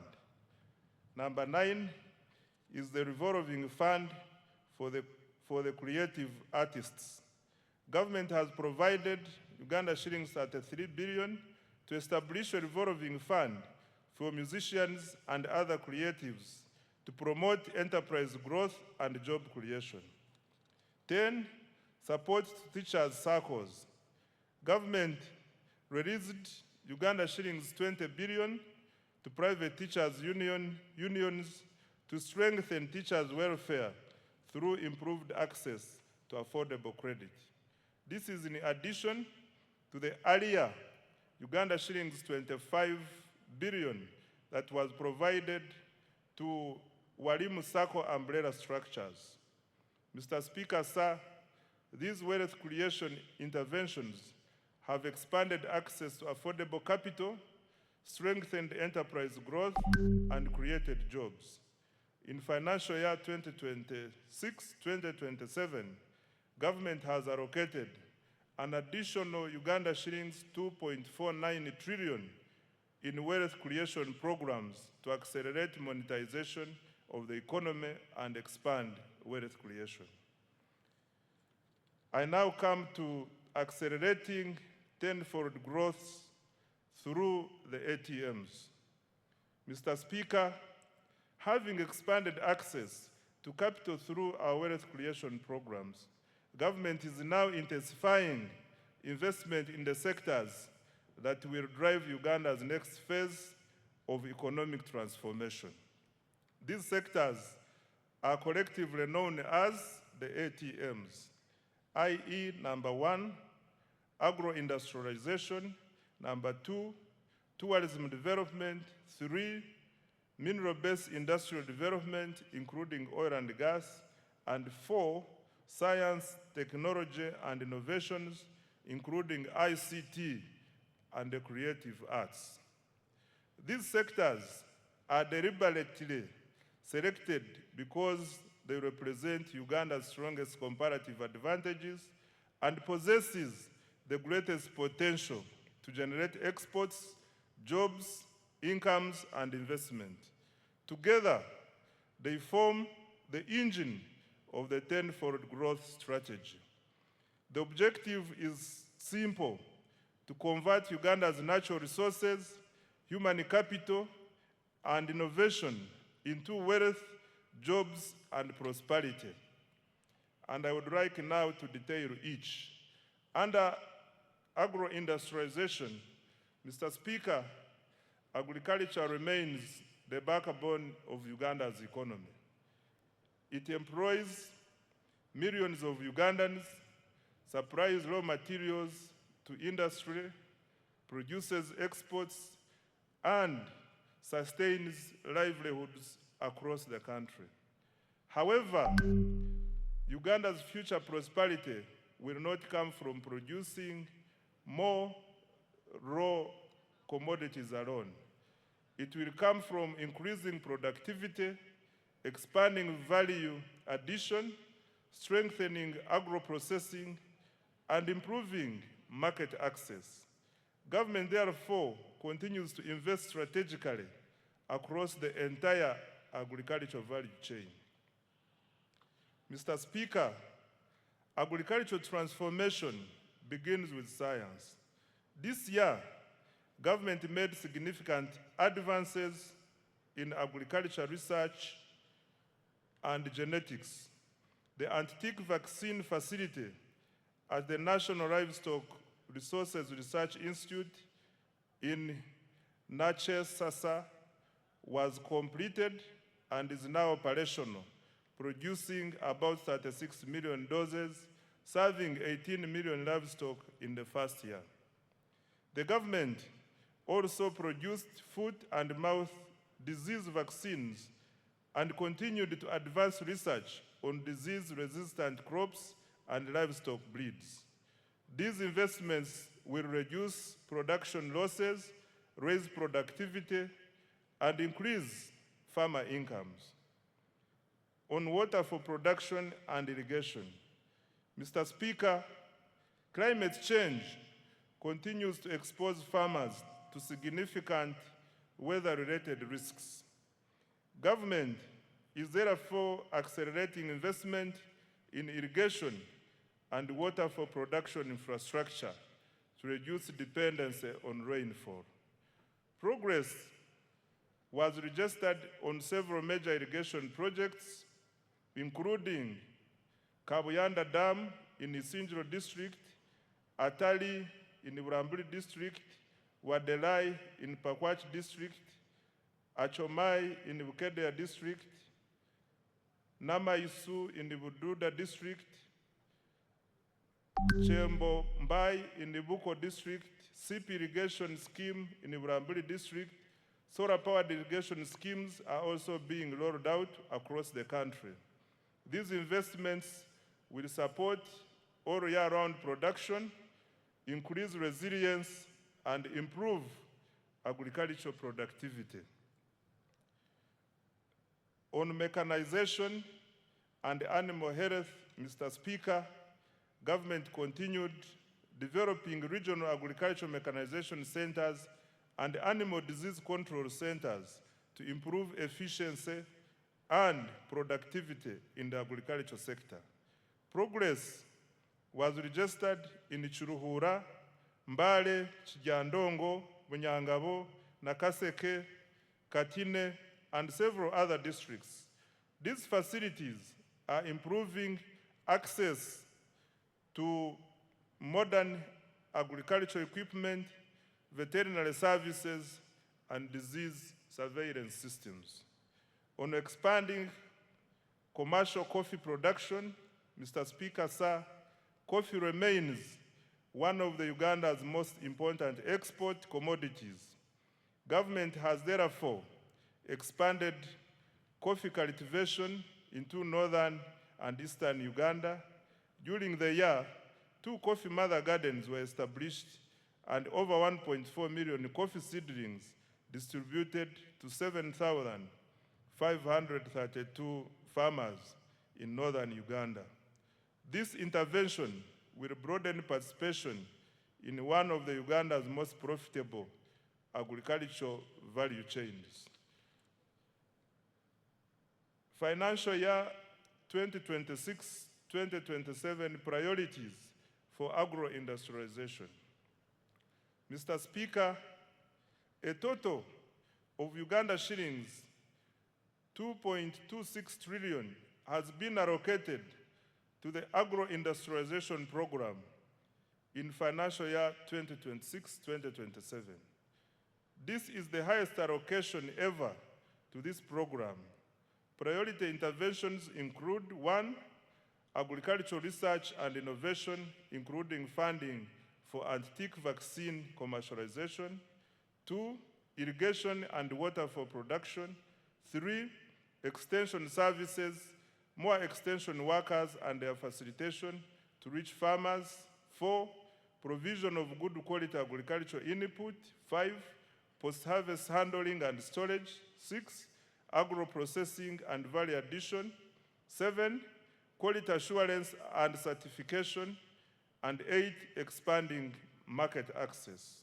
The objective is to move Uganda from exporting raw commodities to value addition agricultural products. On tourism development, Mr. Speaker, sir, tourism is one of Uganda's most powerful export industries. It generates foreign exchange, it creates jobs, it supports thousands of enterprises, and showcases Uganda to the world. The following achievements have been registered this financial year. Uganda's global tourism visibility is at an all-time high, driven by the aggressive destination marketing under the Explore Uganda, the Pearl of Africa brand, the country's growing international profile, and industry endorsements are evident in its recent global presence and awards. In the North America market, Uganda won the Best in Show Africa at the 2026 New York Travel and Adventure Show, bolstered by endorsements from the renowned travel journalists.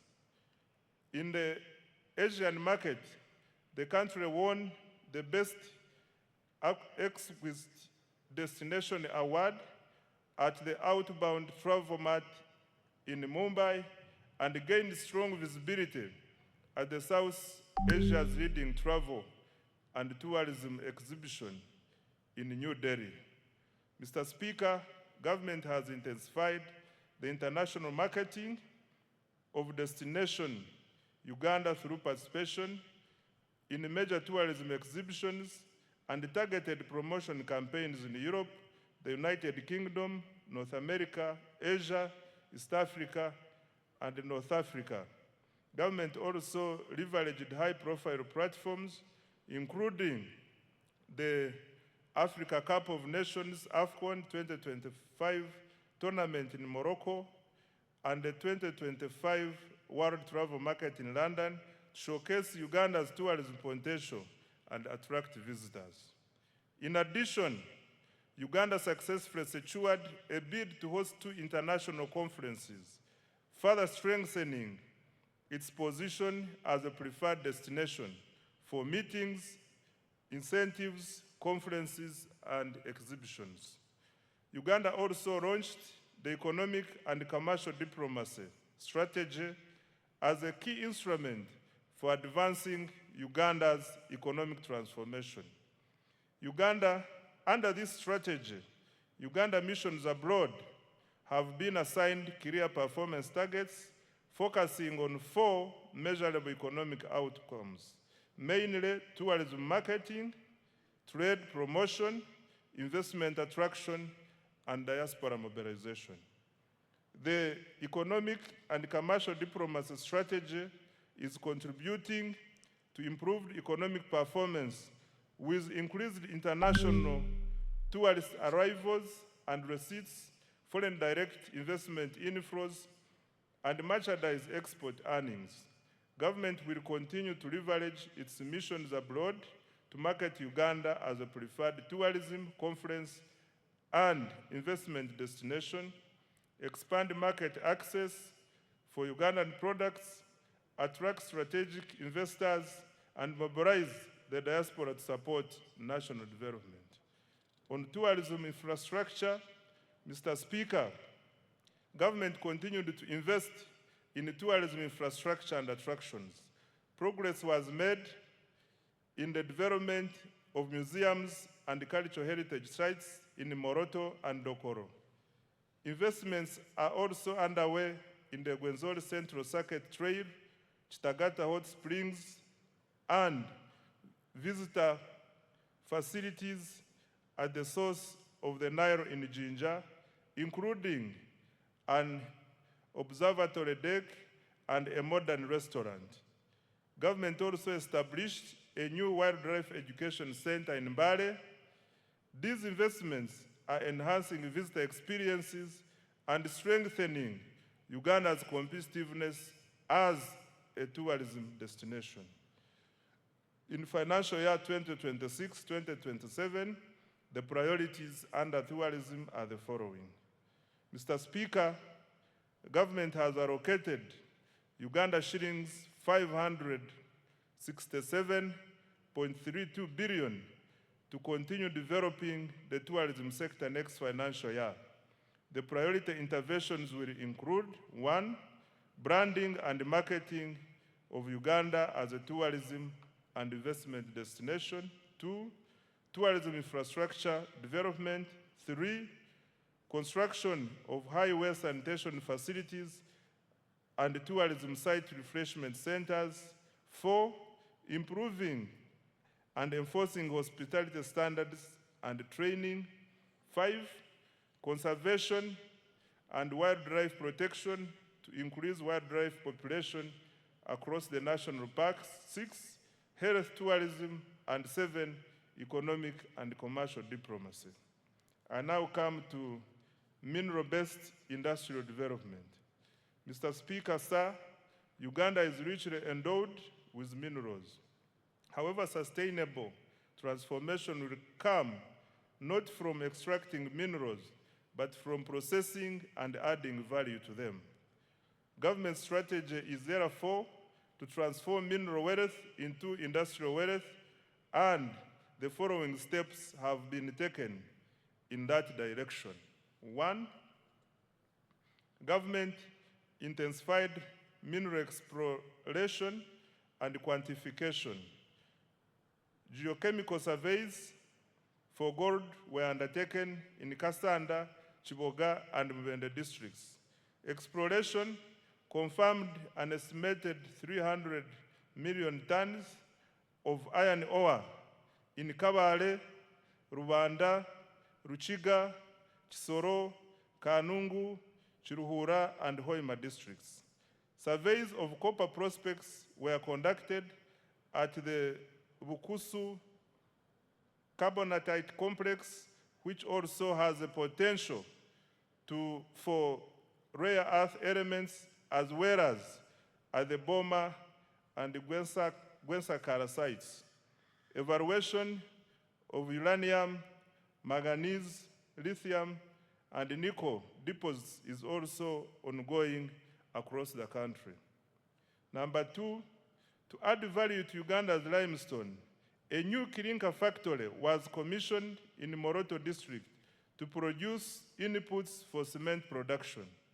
The factory operates a 6,000 ton per day clinker production line with annual production capacity of 2 million tons of clinker and 3 million tons of cement. The project is expected to save the country up to $260 million annually in clinker imports and create up to 4,000 jobs. Number 3, government continued to make substantial progress towards fast oil. Construction of the East African crude oil pipeline and the central processing facilities is at advanced stage and nearing completion. The Tilenga and Kingfisher upstream development projects also registered significant progress despite logistical challenges arising from the ongoing conflict in the Middle East. During the year, 51 additional wells were drilled, bringing the cumulative number to 199 wells, exceeding the 189 wells required for first oil production later this year. 4, government completed the first phase of Kabalega International Airport, providing critical logistics, infrastructure to support oil and gas development, tourism, trade and investment in the Albertine region. Number 5, through the Uganda National Oil Company, government continued the bulk procurement of petroleum products. This has strengthened fuel security and ensured uninterrupted supply despite disruptions in global energy markets. Consequently, Uganda experienced minimal fuel price volatility compared to several countries in the region. 6, in addition, government through UNOC acquired a 20.15% stake in the Kenya Pipeline Company. This is a strategic investment to strengthen Uganda's energy security and enhance the reliability of fuel supply. Given that over 95% of Uganda's refined petroleum products are imported through the Kenyan corridor, this investment will help secure access to critical petroleum infrastructure and support more predictable fuel supply and pricing. Financial year 2026-2027 priorities for minerals and oil and gas. Mr. Speaker, sir, Uganda shillings 473.51 billion has been allocated for mineral-based industrial development, mining, and oil and gas. And the priority areas include, number 1, continued mineral exploration, quantification, and certification. Number 2, continued capitalization of the National Mining Company. 3, establishment of the mineral market and buying centers. 4, operationalization of ECOP. And 5, development of the oil refinery. I now come to science, technology, and innovations. Right Honorable Speaker, no country has achieved rapid economic transformation without innovation. Science, technology, and innovation, including ICT and the creative arts, are critical drivers of productivity, industrialization, and competitiveness. They provide the tools to modernize production, create high-value jobs, and expand Uganda's participation in the global knowledge economy. For Uganda to achieve a tenfold expansion of the economy, STI is going to be at the center of our development strategy. Mr. Speaker, commissioning the Chira vehicle plant in Ijinja marked a major milestone in Uganda's industrialization journey and demonstrates the country's growing technological capabilities. The plant has the capacity to produce up to 2,500 buses annually. Despite being in its early stages of operation, Chira Motors has already made bus sales worth Uganda shillings 21.6 billion and received orders for 450 buses from Uganda and the region. The quality and reliability of its products were further demonstrated through the successful Par to Cape electric expedition, during which the Kayora electric bus traversed more than 13,000 kilometers across Africa. Mr. Speaker, to date, more than 25,000 electric vehicles, including buses, motorcycles, and bicycles, have been produced locally with up to 40% local content. In a further boost to the sector, Solar Power completed the construction of East Africa's first production-scale lithium-ion battery assembly plant in Uganda. This has strengthened domestic manufacturing capacity and positioned the country as a regional hub for electric mobility and clean energy technologies. On pharmaceuticals and biotechnology, Mr. Speaker, government continued to strengthen pharmaceutical manufacturing and biotechnology as part of the efforts to build a competitive pathogenic economy. Uganda is deliberately supporting the domestic production of medicines, vaccines, diagnostics, and other health products, while promoting research, innovation, import substitution, export growth, and resilience in the health sector. Significant progress was registered through strategic investments in and government procurement from local pharmaceutical and biotechnology companies, including Macrohim Scientifics, Day Pharma, Jena Herbal, and other emerging manufacturers. Macrohim Scientifics has established itself as a leading African manufacturer for rapid diagnostic kits, recording annual sales of approximately United States dollars 75 million from products used in the diagnosis of malaria, HIV/AIDS, and sickle cell diseases. Day Pharma has operationalized manufacturing lines for generic, oral solid, and liquid medicines, and secured approvals from the National Drug Authority for a range of essential medicines.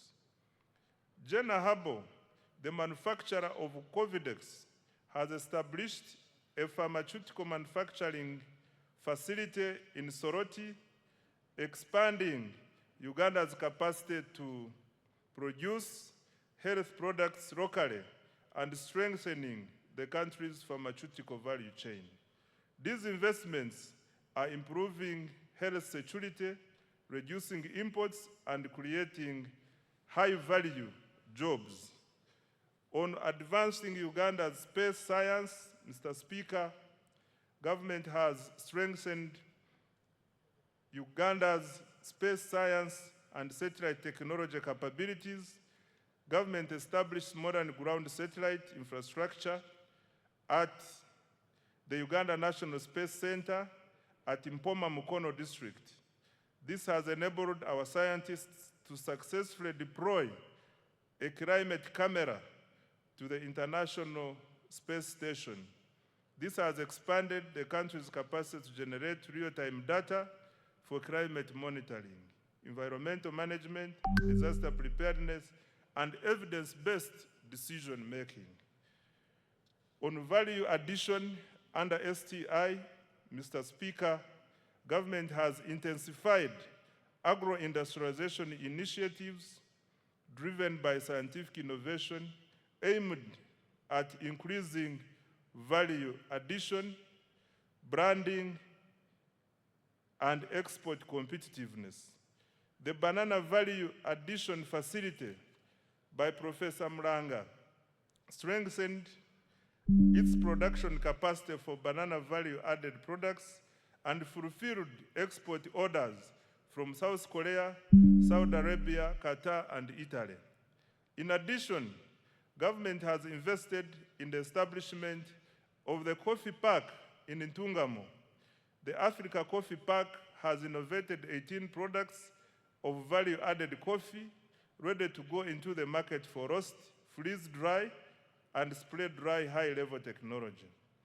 On digital transformation, Mr. Speaker, government continued expanding digital infrastructure to improve the availability, reliability, affordability of ICT services, as well as access to the services.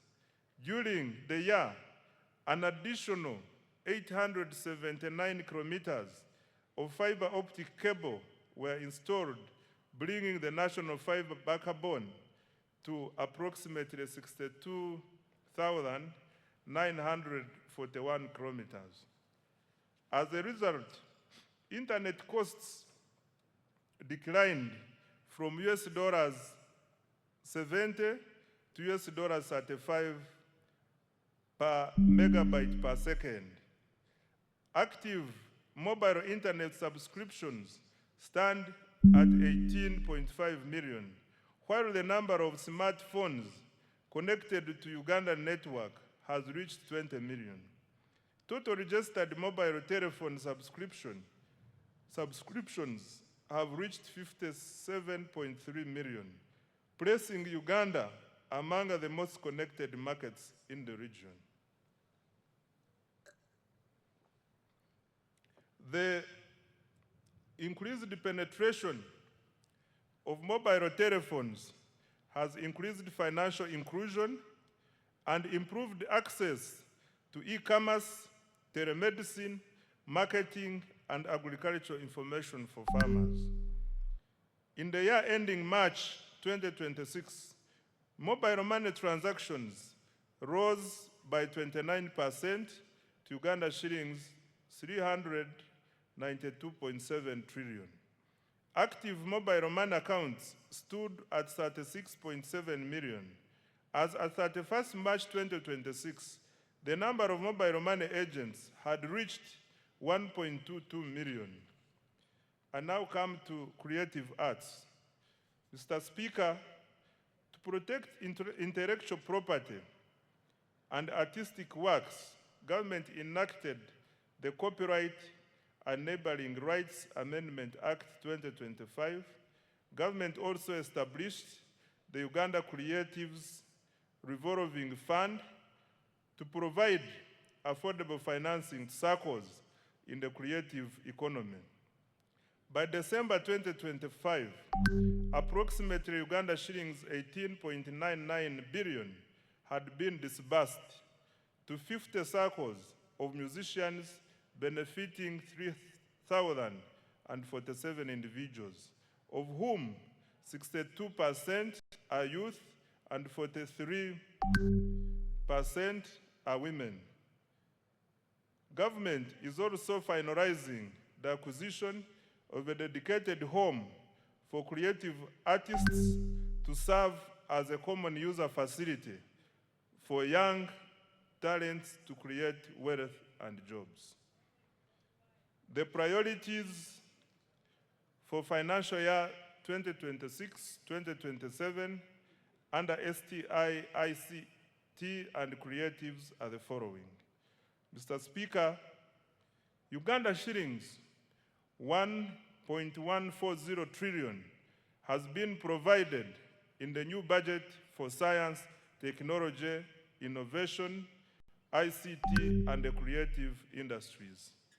The priorities next financial year include: 1, commercialization of innovations, especially Chira, motor vehicles, coffee, dairy farmer, drugs, and vaccines, and banana products.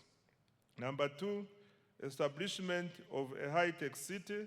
3, additional investment in science, research, and innovation. 4, expansion of digital infrastructure to increase coverage, reliability, and affordability of internet, government services, and e-commerce. 5, growth of business process outsourcing for job creation. 6, expanding the free-to-air TV signal. And 7, strengthening intellectual property protection. I now come to enablers. Mr. Speaker, government also continued to invest in the key enablers of socio-economic transformation in line with the NDP 4 and the 10-fold growth strategy. These include human capital development, infrastructure, security, and the rule of law, as well as domestic revenue mobilization to finance the transformation agenda. Under enabler number 1, which is peace, security, and rule of law, Mr. Speaker, peace, security, and rule of law are the foundations of development. Without peace, you cannot create prosperity. Without security and the rule of law, there is no investment. Without stability, there is no growth. Mr. Speaker, I wish to repeat this. Without peace, you cannot create prosperity. Without security and rule of law, there is no investment. Without stability, there is no growth. Government has continued to invest in security, justice, and governance institutions. This financial year, the following milestones have been achieved.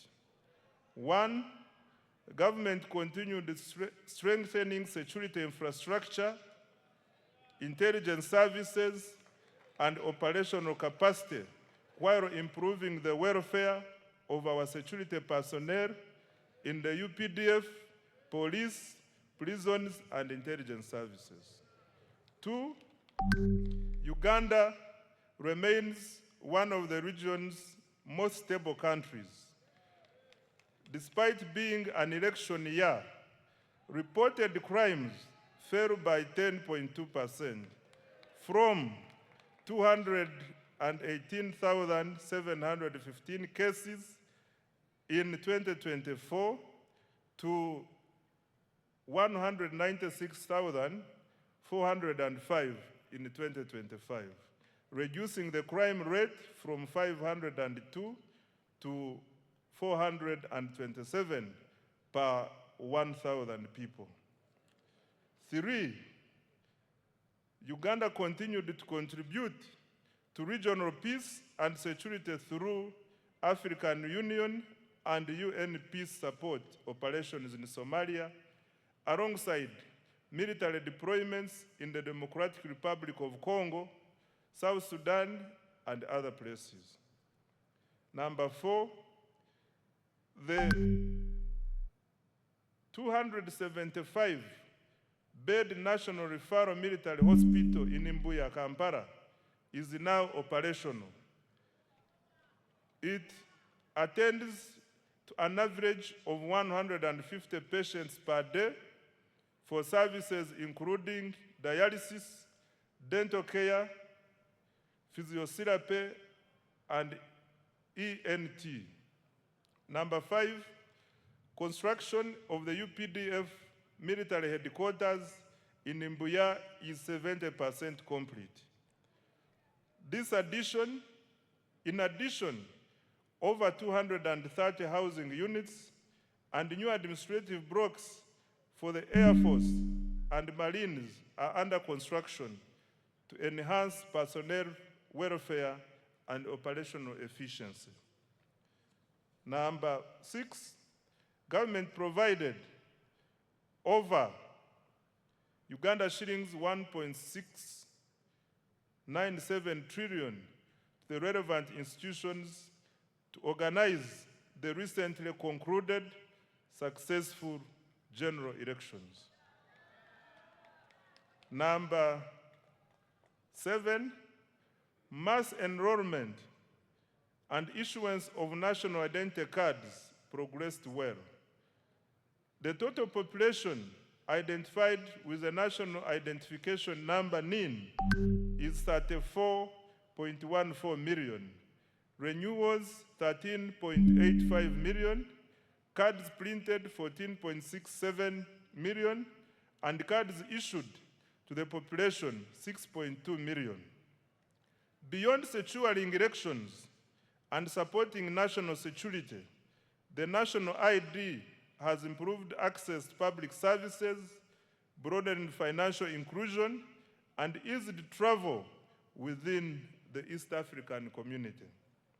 Number 8, cattle restocking has begun in Acholi, Lango, Teso, and Teso, targeting 16,000 households, each receiving 5 million to purchase 2 bulls and 3 heifers.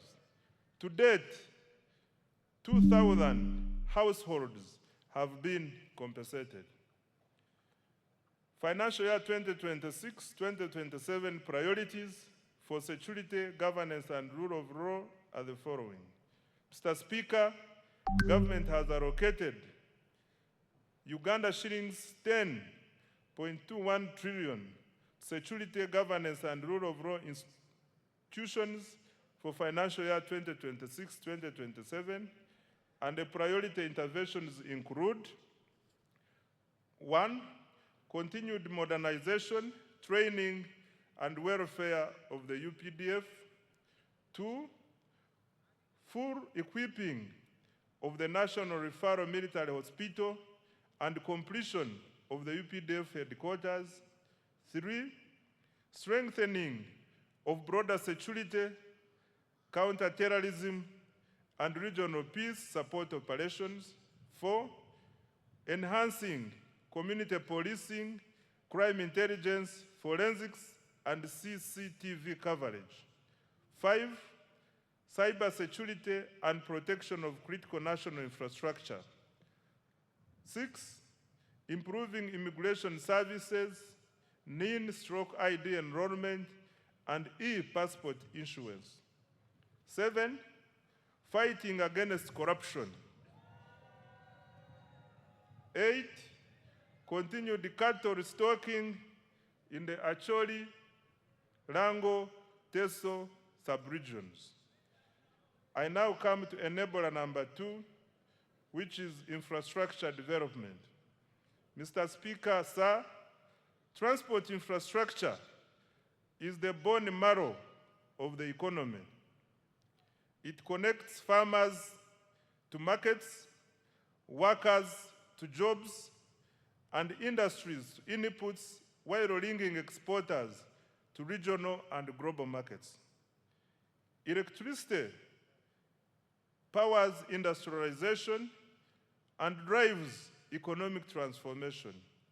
In financial year 2025-2026, government achieved the following infrastructure development.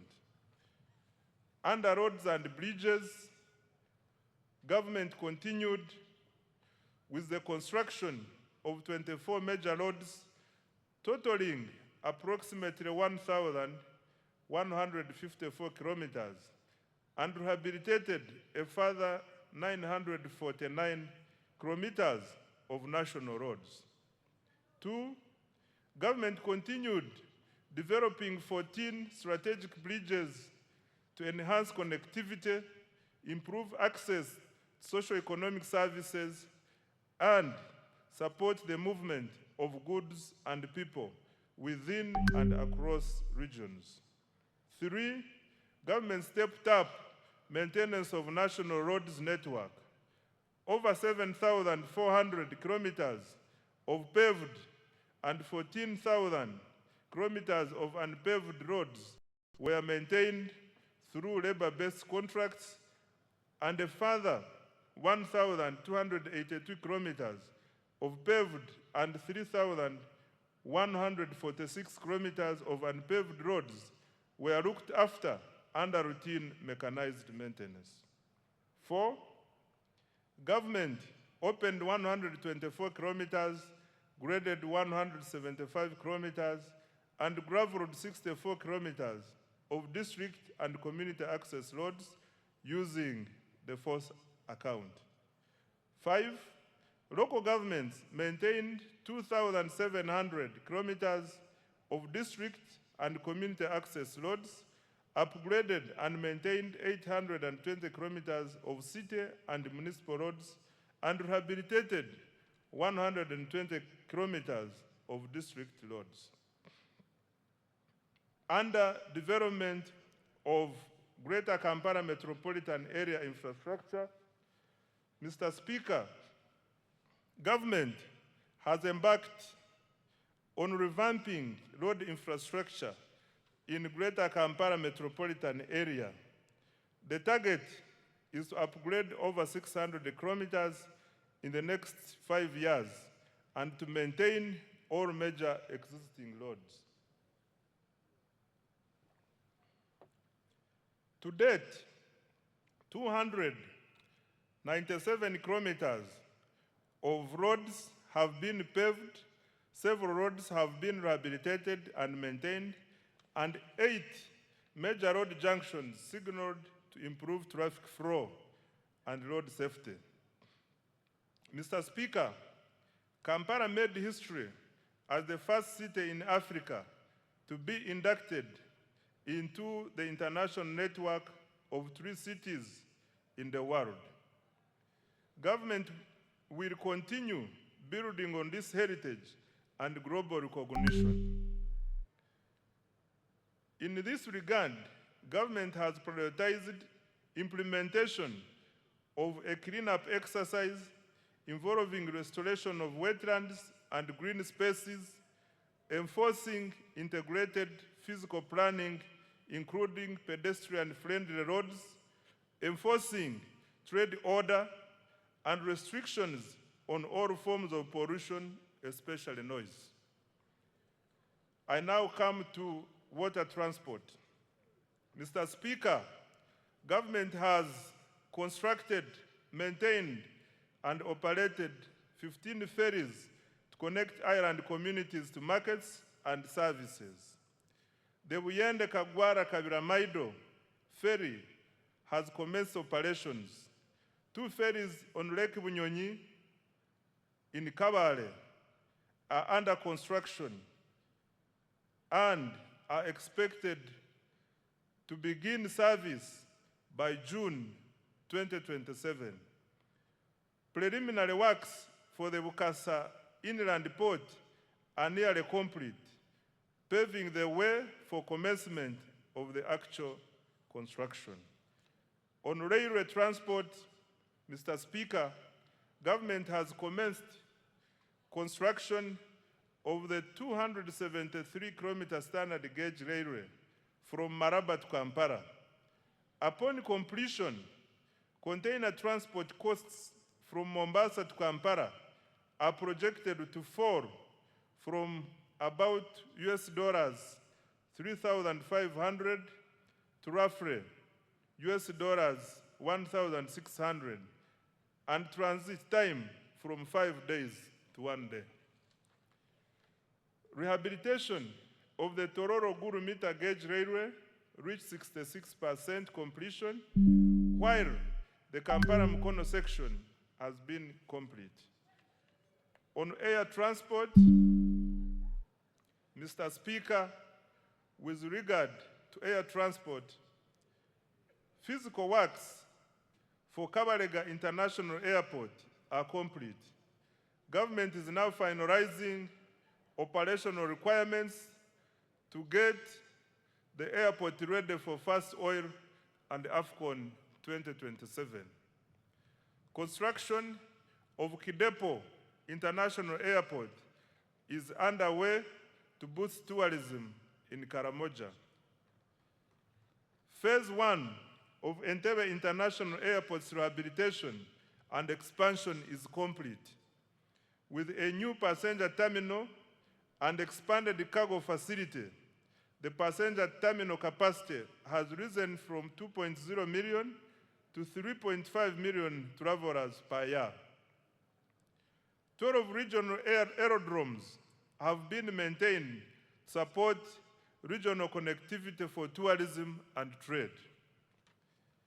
Government is strengthening Uganda Airlines as critical transport infrastructure to enhance international connectivity for tourism, trade, investment, and the diaspora. In order to enhance operational efficiency, expand and modernize the fleet, government is further capitalizing the airline by acquiring 8 additional new passenger aircrafts. The financial year 2026-2027 priorities for transport are the following. Mr. Speaker, Uganda shillings 8.79 trillion has been allocated next financial year for transport infrastructure development. And the priority areas will include, number 1, construction of the Maraba-Kampala standard gauge railway and completion of rehabilitation of the meter gauge railway. Number 2, construction, upgrade, and maintenance of national, city, district, urban, and community access roads. Number 3, construction and maintenance of strategic bridges. 4, development of water transport systems such as ferries and ports. 5, operationalization of Kabalega International Airport and continued upgrade of regional aerodromes. And 6, expansion of the Uganda Airlines. I now come to the energy development. Mr. Speaker, sir, reliable and affordable energy is essential for industrialization and socio-economic transformation. Government continues to invest heavily in electricity generation, transmission, and distribution infrastructure. In financial year 2025-2026, government achieved the following in energy development. 1, continued development of hydro, solar, and other energy projects, alongside preparatory work for future nuclear investments. Installed generation capacity now stands at 2,098 megawatts. And the government's medium to long-term target is 52,482 megawatts to support industrialization, urbanization, and economic growth. 2, continued expansion of energy transmission and distribution infrastructure.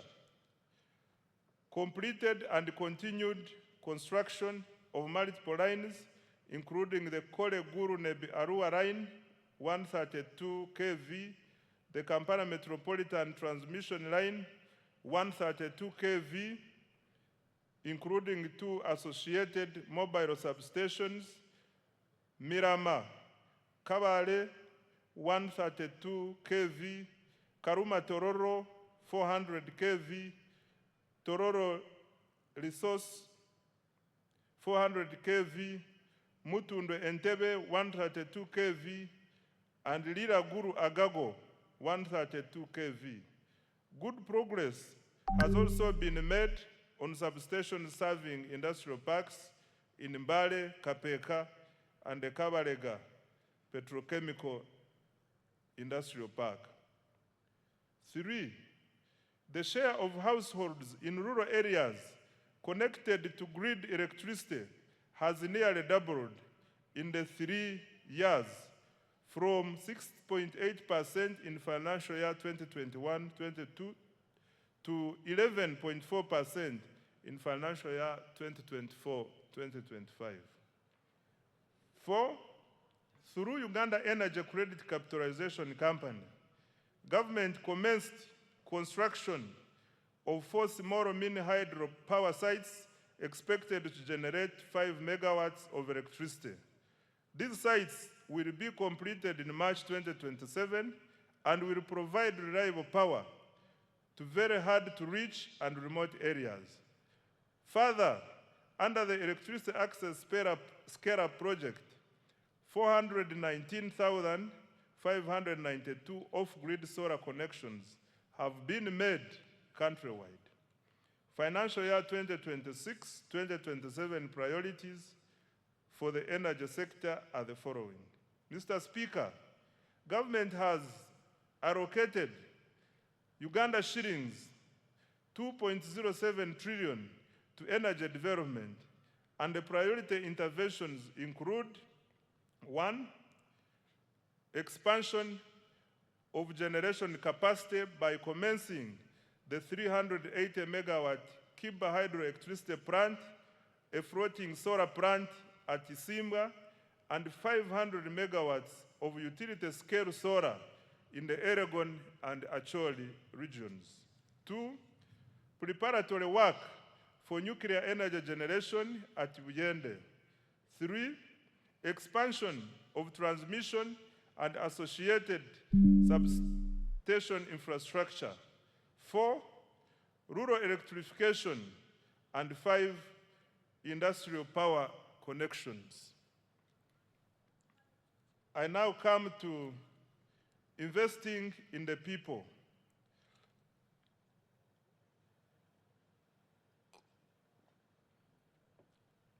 Mr. Speaker,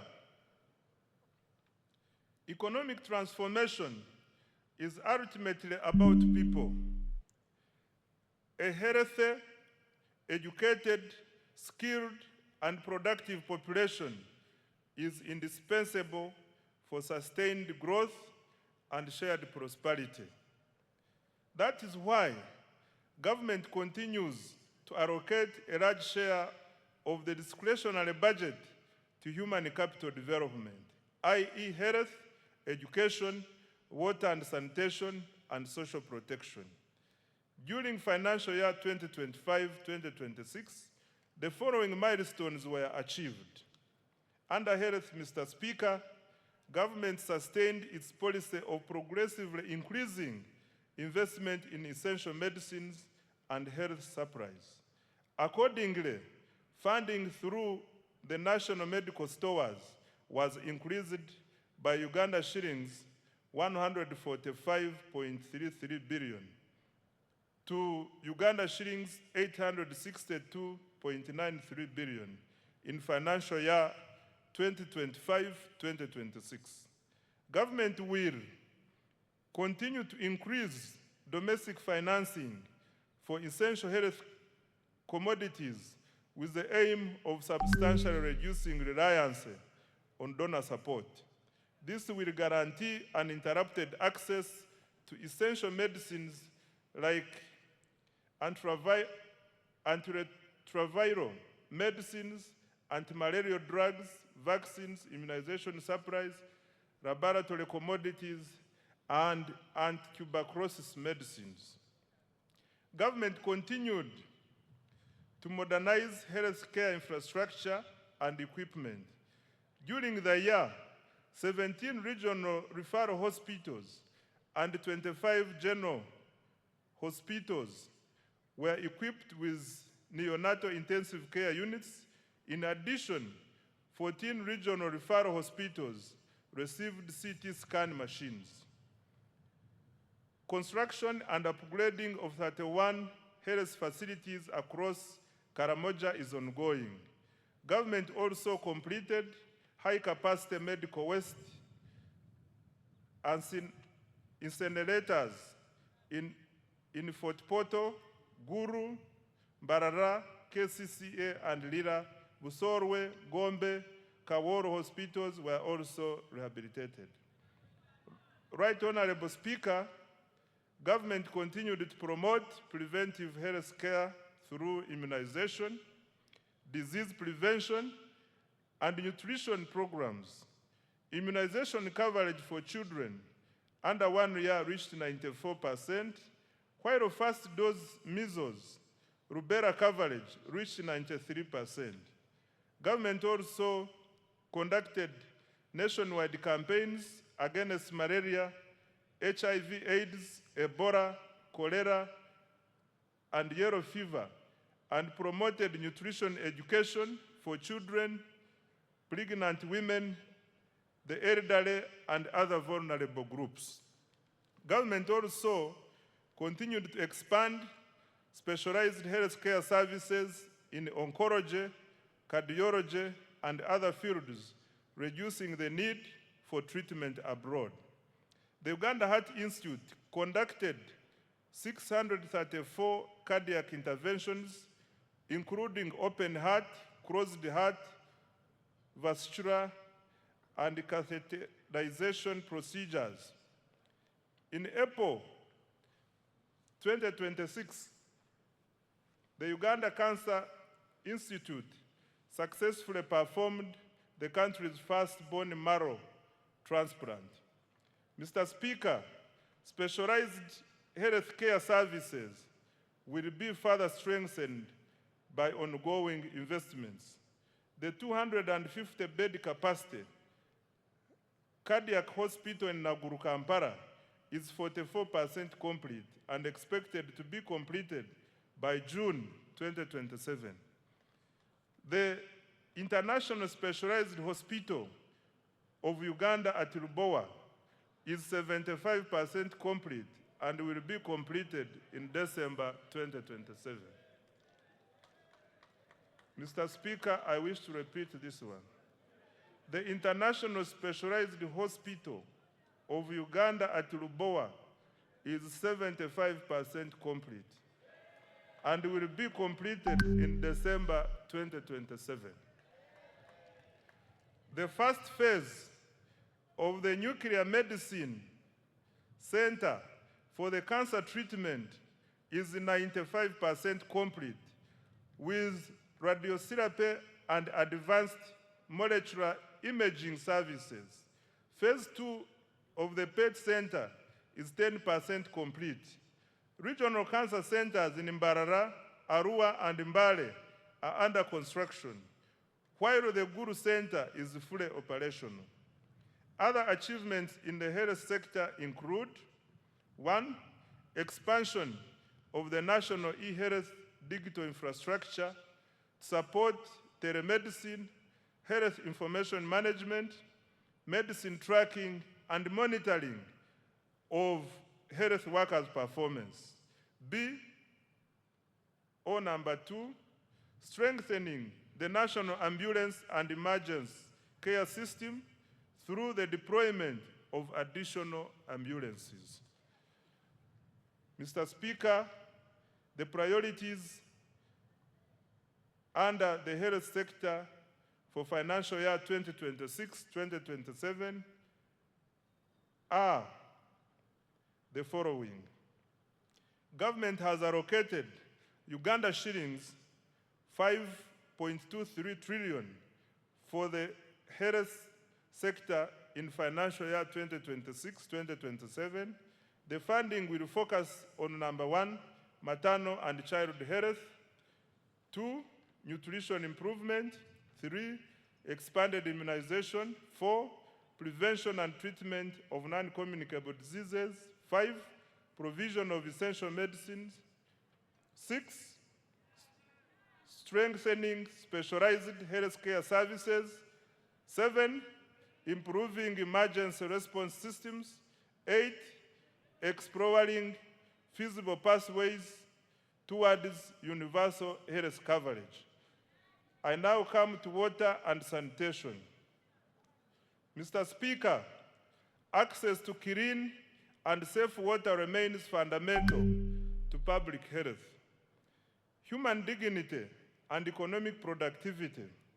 Government has therefore continued investing heavily in water supply and sanitation infrastructure across the country.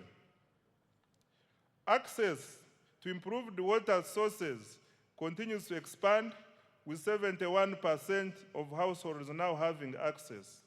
Coverage stands at 68% in rural areas and 74.5% in urban areas. Mr. Speaker, during financial year 2025-2026, safe water access was extended to 553 villages. over 200 large solar-powered water and sanitation systems, several public sanitation facilities, and fecal sludge treatment plants were completed in several districts.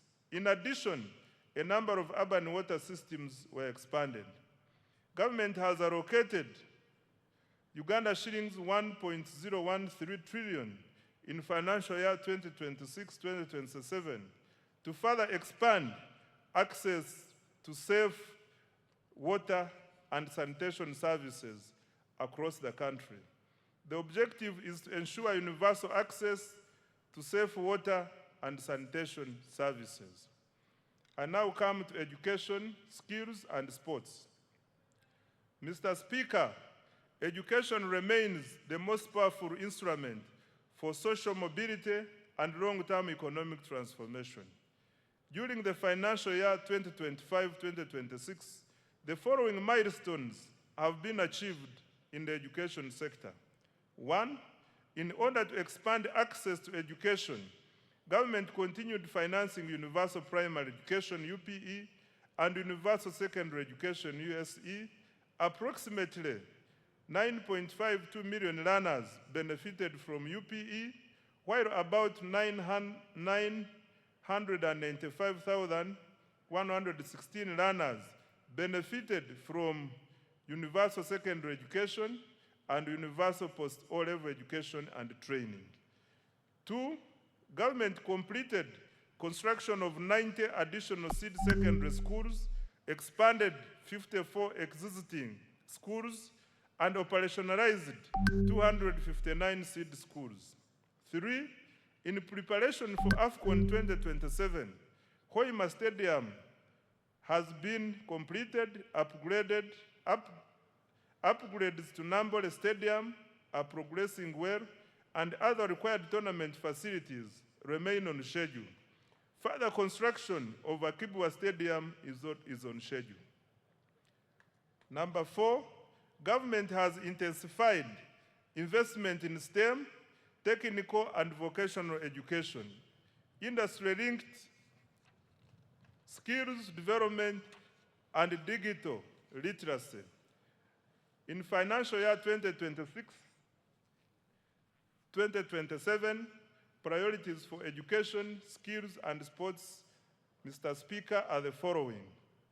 Next year, government has allocated Uganda shillings 6.66 trillion to further improve education of Ugandans. Priorities will include: number 1, access to quality UPE and USE. Number 2, strengthening STEM and vocational education.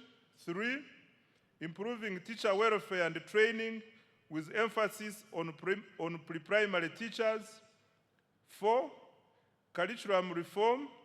5, strengthening public universities and research institutions.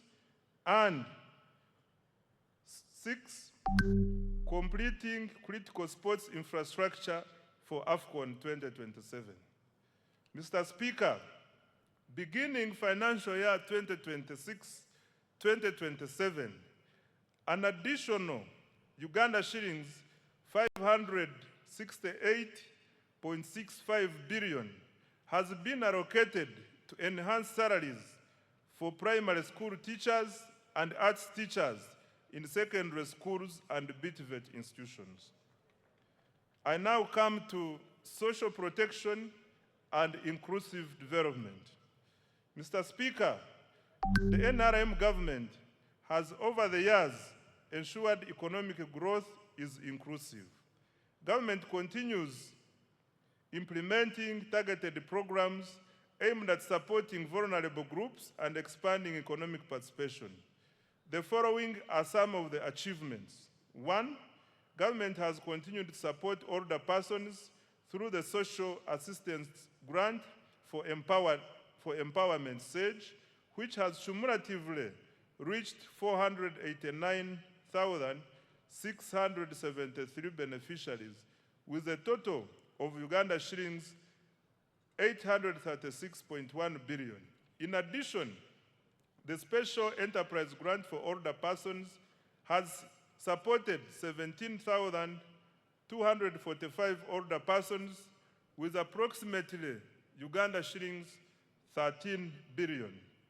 Number two, under the National Special Grant for Persons with Disabilities, 72,772 beneficiaries have received Uganda shillings 48.5 billion across 171 local governments. Three, the Youth Livelihood Program has financed 24,859 projects benefiting 275,034 youth at Uganda shillings 195.4 billion, while 57,849 youth have benefited from the Youth Venture Capital Fund.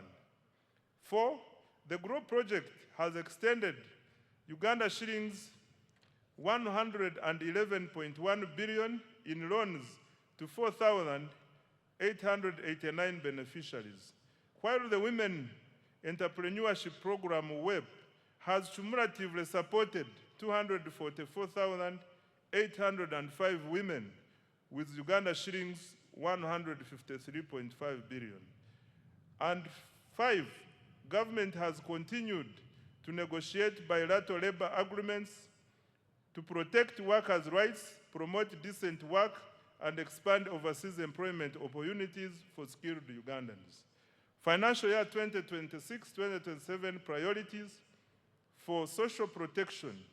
Mr. Speaker, sir, next financial year, government has allocated Uganda shillings 173.55 billion for social protection, which will focus on 1, expanding economic empowerment programs, 2, strengthening labor standards, 3, supporting youth employment initiatives, 4, promoting women's economic participation, 5, enhancing social protection systems, and 6, establishing a robust labor market information system.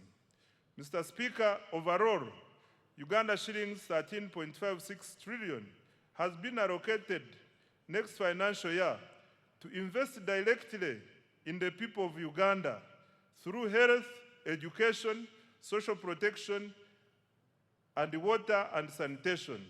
This investment reflects government's conviction that people are Uganda's greatest asset. Enabler 4, industrial development and manufacturing. Mr. Speaker, nations achieve prosperity not by exporting raw materials, but by transforming them into high-value products. For this reason, government places high priority on industrial development, manufacturing, and value addition. Mr. Speaker, besides government investment in manufacturing under the ATMs already highlighted, the following milestones have been achieved in this financial year. 1, government continued investing in the development of industrial parks. The aim is to lower investors' establishment and operating costs and drive industrial growth. As a result, the number of formal factories has cumulatively risen from 10,437, of which 6 have cumulatively risen to 10,437, of which 690 are located within industrial parks. 2, government continued capitalizing Uganda Development Corporation to de-risk private investment in critical areas. UDC's capital investment have surpassed Uganda shillings 1.5 trillion with co-investments across key value chains, including textiles, i.e. fine spinners, agro-processing, i.e.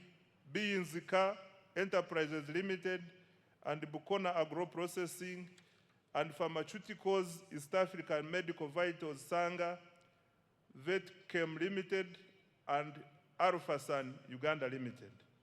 3, government through UDC also invested in the local construction sector.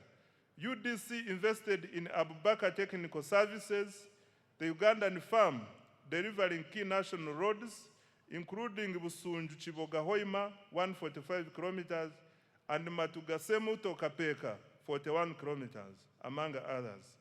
UDC also invested in Etats Construction Company, currently constructing the Bujiri Namutumba Road, 24 kilometers, and the Buwenge Kaliro Road, 48 kilometers, among others. 4, government completed the special economic zone at Entebbe International Airport to promote high-value exports. Several farms, particularly in the fresh produce exports and light manufacturing, are setting up operations.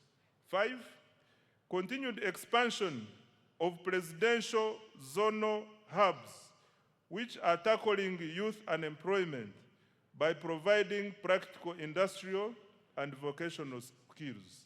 To date, 82,790 youth have been trained, and the number of hubs has grown to 28 nationwide. Mr. President, I thank you so much for this initiative.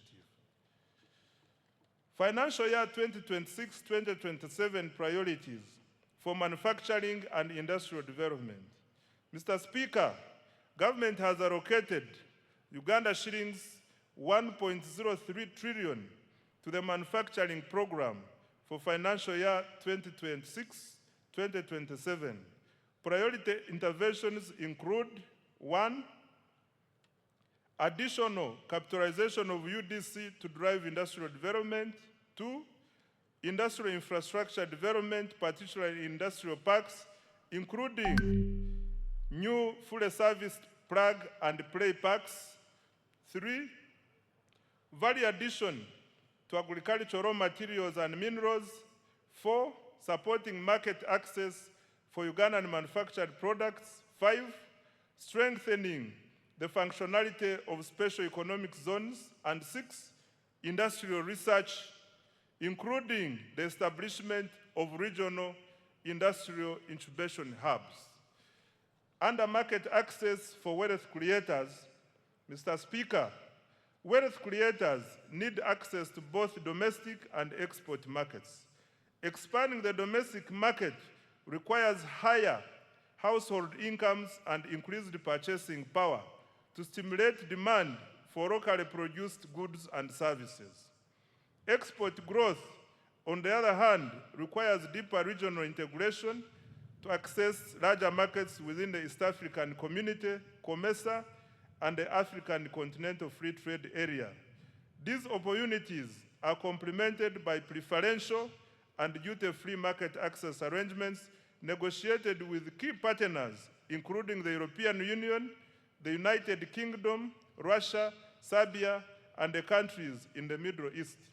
To expand both domestic and export markets, government will continue investing in standards, quality assurance, certification, and market intelligence to enhance the competitiveness of Ugandan products and services. To this end, government has so far implemented the following. Number 1, strengthen certification services to enhance efficiency. Additional personnel have been recruited and trained to increase capacity of the Uganda National Bureau of Standards to undertake certification, surveillance, and enforcement of standards. Following automation, the turnaround time for import inspection reduced from 3 weeks to 4 hours. Production testing reduced from 30 days to 14 days. And product certification reduced from 180 days to 45 days. 2, decentralization and modernized certification services to enhance access. Construction and equipping of engineering testing laboratories is ongoing and expected to be completed by September 2026. Government also commenced construction of regional laboratories in Mbale, Guru, and Mbarara. 3, developed 450 standards for products and services and issued permits to 4,500 products. 4, trained 750 micro, small, and medium enterprises in value addition and processing and certified 750 products. 5, completed construction and equipping of an international accredited national meteorology laboratory at Uganda National Bureau of Standards. The laboratory is being used to calibrate equipment used in the National Food Safety Laboratory and other agro-food processing laboratories and industries. 6, commence operations of the Petroleum Laboratory in January 2026. Over 40 product samples of petroleum products have since been tested. Mr. Speaker, priority interventions for financial year 2026-27 include: 1, development of quality assurance infrastructure, the euro 163.56 million enhancement agricultural production, quality and standards for market access project. 2, strengthening the capacity for development of standards and certification of products and services. 3, completing construction and equipping of the engineering laboratory and continuing construction of regional laboratories. And 4, accrediting private laboratories to increase access. I now come to environmental protection and disaster management. Mr. Speaker, sustainable management and use of natural resources, land, water, and environment, as well as effective response to climate change, are essential for boosting productivity and value addition. To cushion Ugandans and our economy from climate shocks, government invested Uganda shillings 9.6 billion this financial year in early warning systems, hazard mitigation, and emergency relief items for affected households. Government also invested heavily in water for production facilities to protect our farmers during drought. Mr. Speaker, sir, in order to protect and restore wetlands, government undertook the demarcation of 104 kilometers of wetland boundaries and restored 15,000 hectares of degraded wetlands. A total of 8,319 hectares of graded Central Forest reserves were demarcated alongside 404 kilometers of forest boundaries to enhance the protection and management of forest resources. Mr. Speaker, the safeguard of our environment and adapt to climate change, government has, Mr. Speaker, to safeguard our environment and adapt to climate change, government has allocated Uganda shillings 494.08 billion next financial year. These funds will protect 1.26 million hectares of forest reserves and wetlands, restore 10,000 hectares of degraded wetlands, and demarcate critical river banks and lake shores, particularly along the Nile.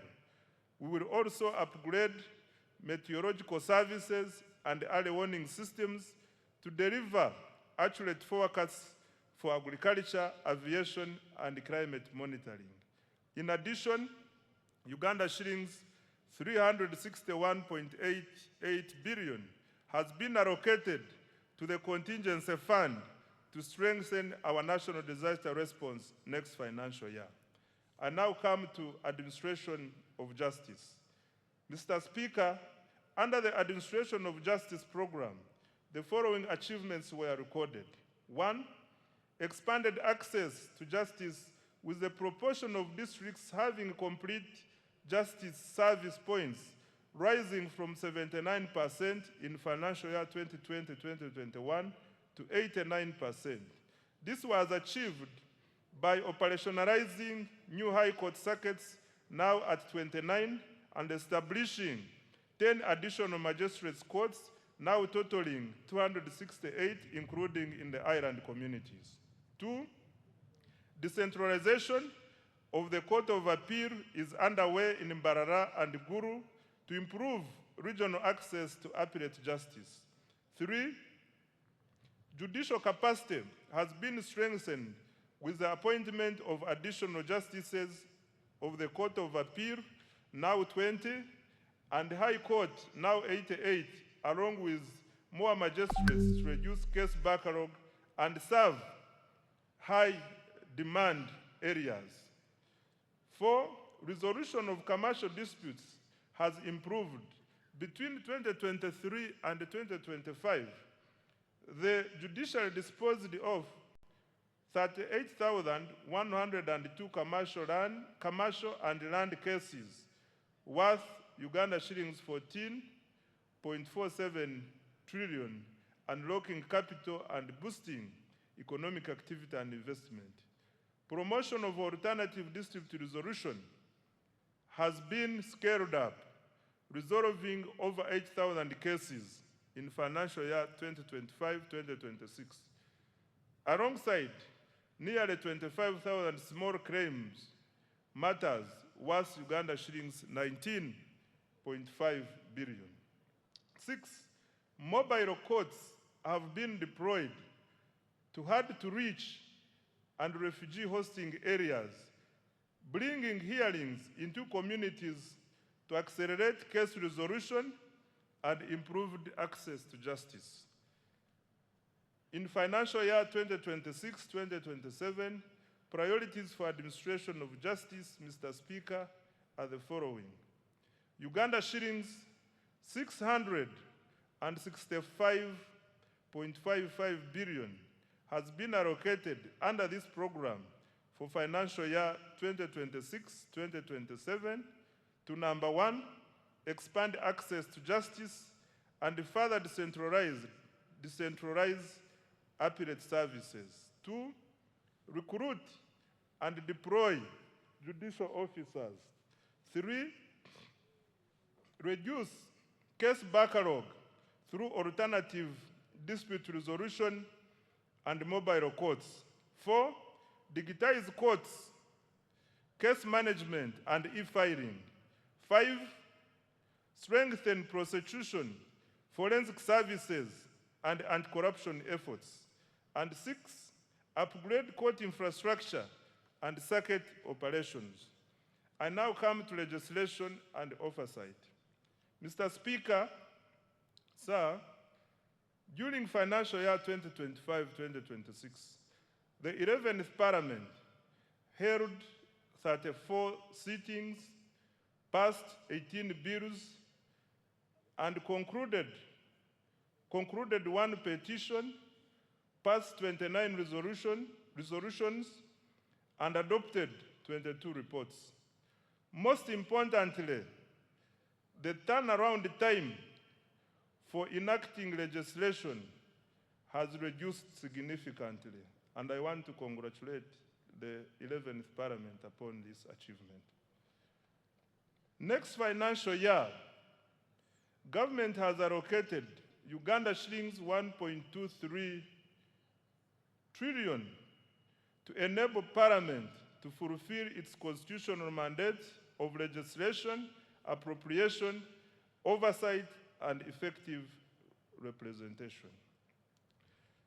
I now come to key implementation reforms.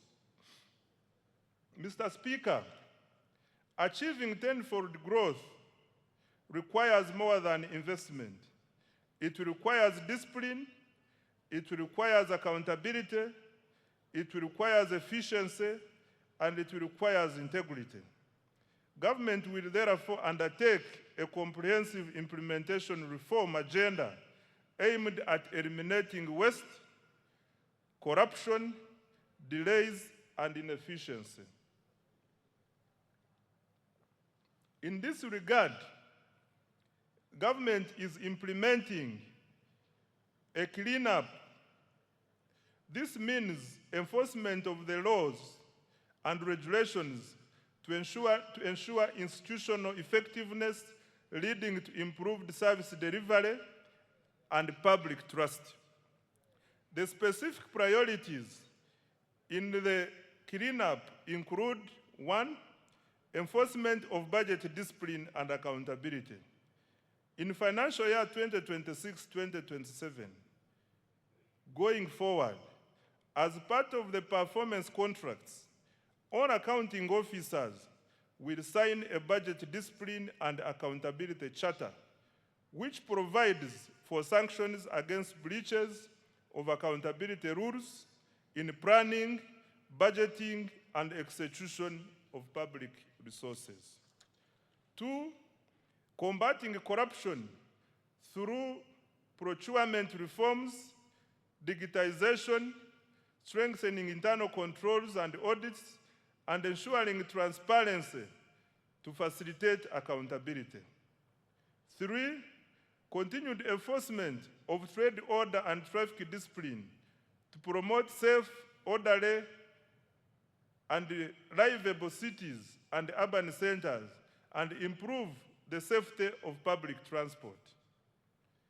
4, strengthening governance, oversight, and performance of state-owned enterprises. 5, strengthening allocative efficiency by prioritizing high-impact investments under the ATMs and the enablers, while eliminating wasteful expenditure. To this end, as guided by His Excellency the President, state-funded celebrations on public holidays will be suspended except functions on religious holidays. Going forward, public holidays will be observed without official ceremonies.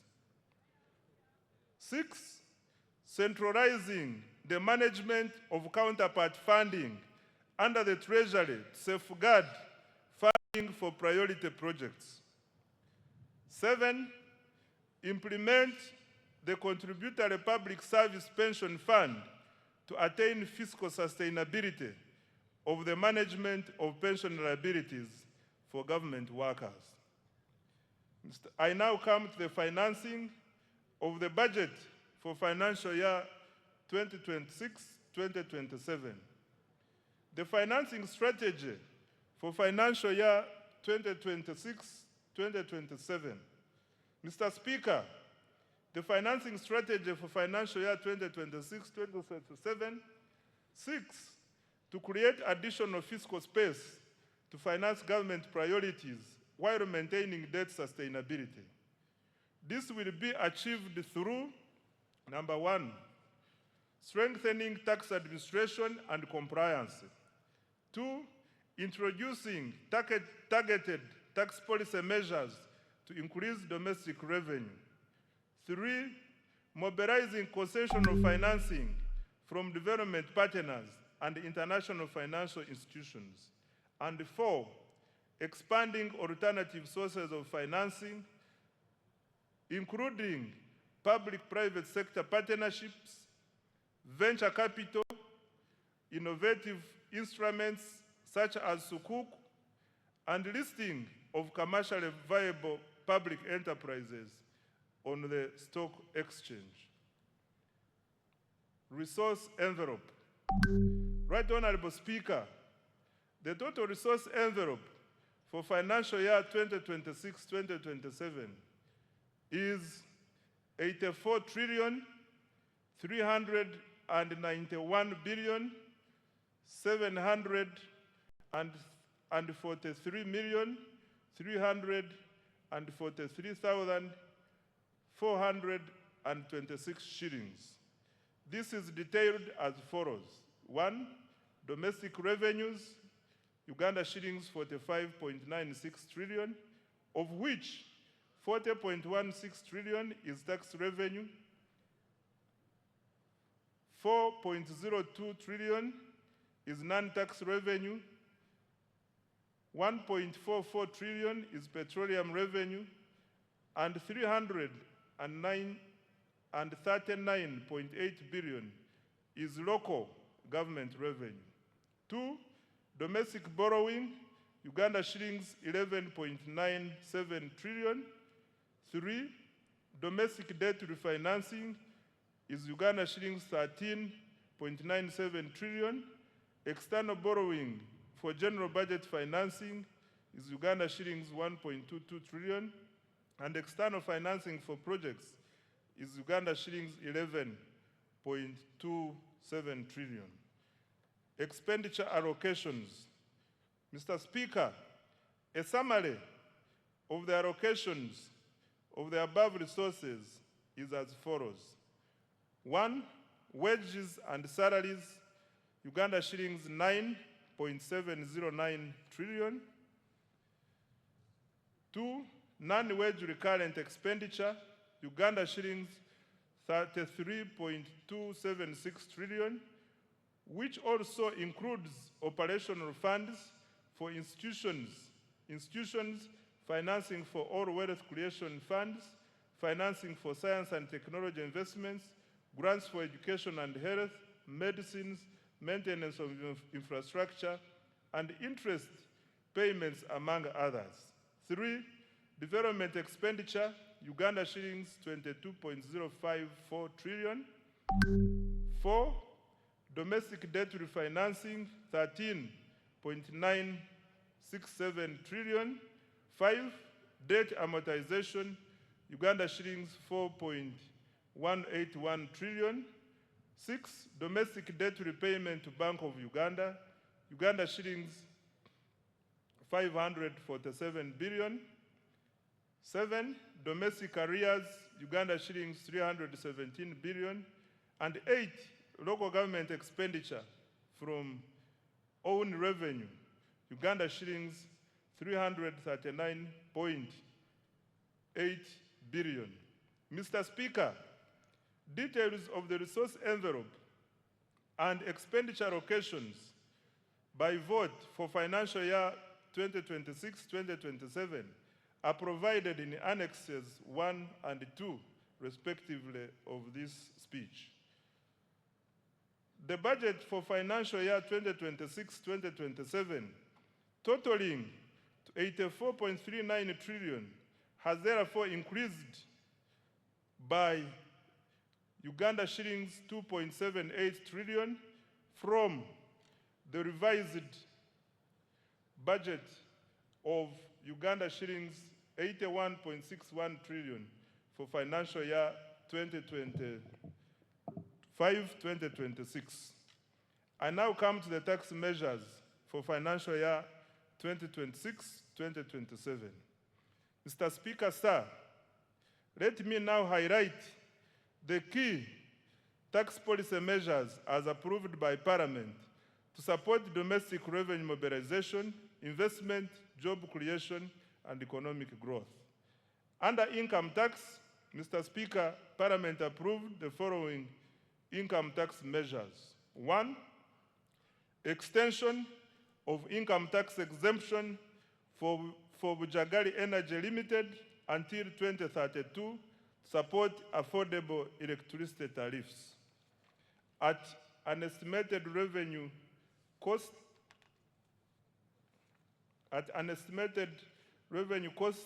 of Uganda shillings 115 billion per annum. 2, increase in the pay-as-you-earn threshold from Uganda shillings 235,000 to Uganda shillings 335,000 per month to raise take-home pay for low-income workers at an estimated revenue cost of Uganda shillings 96 billion. 3, introduction of a 5% withholding tax on payment of interest to foreign lending institutions to ensure equitable taxation of interest income. 4, provision for individuals to file and pay rental income tax monthly to improve voluntary compliance and reduce tax arrears. 5, introduction of a tax holiday for developers of hotels and other ultra-luxury tourism facilities investing at least United States dollars 10 million for foreign investors and United States dollars 5 million for Ugandan investors. 6, equalization of tax treatment of Tier 4 financial institutions by allowing deductions for provisioning for bad debts, thereby reducing the cost of capital. Under value-added tax VAT, Mr. Speaker, Parliament approved the following VAT measures. 1, increase in the annual VAT threshold from Uganda shillings 150 million to Uganda shillings 300 million to ease compliance for small businesses and improve tax administration efficiency. This measure is projected to generate Uganda shillings 349 billion. 2, extension of VAT deferment to inputs used in iron ore processing to support mineral value addition and industrialization. Under excise duty, Mr. Speaker, Parliament approved the following excise duty measures. 1, increase in excise duty on diesel and petrol by Uganda shillings 200 per litre to generate Uganda shillings 450 billion in revenue. 2, increase in excise duties on selected products as follows. 1, alcoholic drinks like Uganda Waraji, Black Label, Cognat, and Amarula from Uganda shillings 1,700 to Uganda shillings 3,500 per litre to generate Uganda shillings 85 billion. 2, motorcycles at first registration from Uganda shillings 200,000 to Uganda shillings 500,000 to generate 26 billion.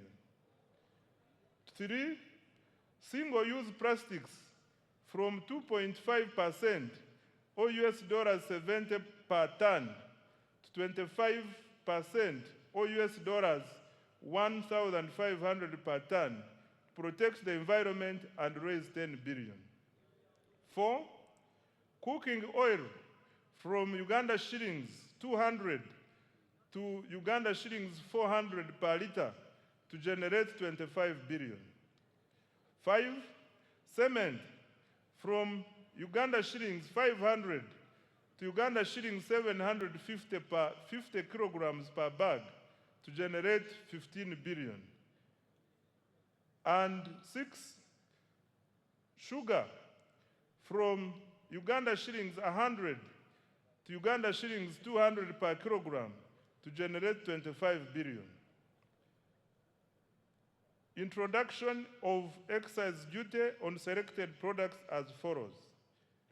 1, locally manufactured paints and varnishes at 3% or shillings 50 per litre or kilogram, whichever is higher, and imported paints and varnishes at 10% or Uganda shillings 2,000 per litre, whichever is higher, to generate 24 billion. And cooking fat at shillings 500 per litre or kilogram to generate 15 billion. On stamp duty, Mr. Speaker, a modest stamp duty has been introduced on the first registration and transfer of motor vehicles and motorcycles as follows. 1, motorcycles, tricycles, and quadricycles, Uganda shillings 30,000. And 2, any other motor vehicle, Uganda shillings 200,000. This will generate Uganda shillings 30 billion. Under the Tax Procedures Code Act, Mr. Speaker, Parliament approved the following tax relief measures. 1, waiver of principal tax, penalty, and interest owed by a taxpayer to URA as at 30th June 2016.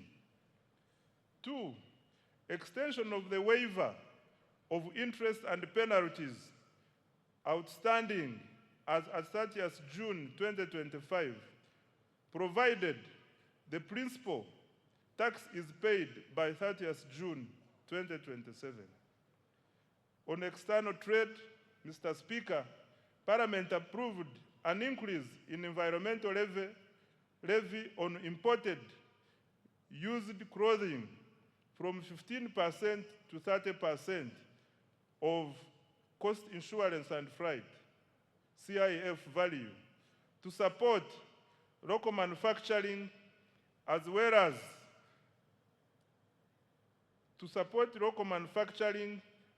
as local manufacturing and generate Uganda shillings 40 billion. Under lotteries and gaming, Mr. Speaker, Parliament approved increase of the tax for betting from 20% to 30% to harmonize taxation across gaming activities and generate Uganda shillings 24 billion. In conclusion, Mr. Speaker, Uganda has become a land of opportunity and promise. Our economy has expanded to United States dollars 69 billion and is projected to grow at a double-digit rates driven by strong export performance, fast oil, and sustained wealth creation interventions. More importantly, this growth is increasingly translating into jobs, higher incomes, and better livelihoods for Ugandans. Investor confidence is rising, and the Ugandan diaspora is responding with increased remittances, investment, and active participation in our transformation. This budget aims to accelerate the attainment of the tenfold growth strategy. Government has allocated 99% of discretionary resources to the ATMs, i.e. agro-industrialization, tourism development, mineral-based industrialization, and science, technology, and innovation, and their key enablers. This budget prioritizes production, productivity, value addition, exports, and job creation. I invite the private sector to take full advantage of these opportunities to create wealth. The budget launches Uganda into the Chisanja No More Sleep. The budget launches Uganda into the Chisanja No More Sleep. Every Ugandan must actively engage in wealth creation, and every leader must be accountable for transforming households and communities. I want to repeat this. The budget launches Uganda into the Chisanja No More Sleep. Every Ugandan must actively engage in wealth creation, and every leader must be accountable for transforming households and communities. The era of planning and debate is over. The era of implementation and results has begun. Our mission is clear: produce more, earn more, export more, and lift every household out of subsistence. I dedicate this budget to all wealth creators, especially the youth, whose energy, enterprise, and innovation will drive Uganda's transformation into a $5 billion economy. Right Honorable Speaker, I beg to move.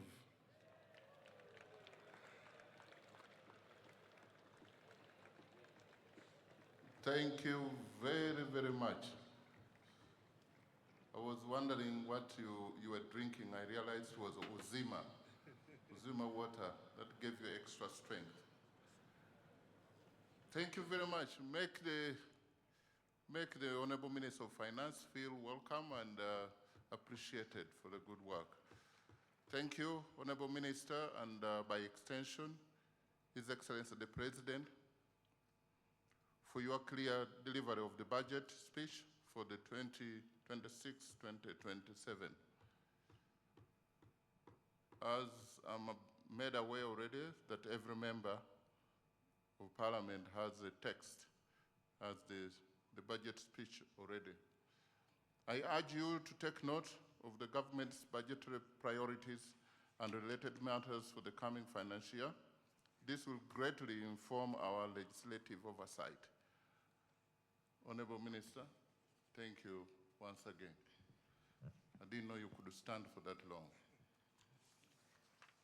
Item number 7, remarks by His Excellency the President. Honorable members and distinguished guests, I now take this singular honor to invite His Excellency the President to make his remarks, to take us through the budget speech. Your Excellency, we don't take your being here for granted. You're welcome.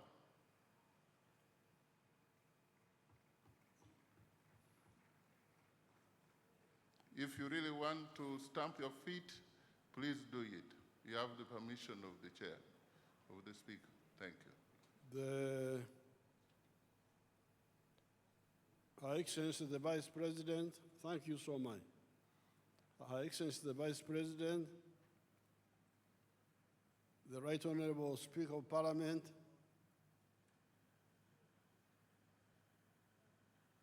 all the other political and state leaders, the religious leaders, the cultural leaders, members of the diplomatic corps, and all Ugandans. You have heard how the economy is performing well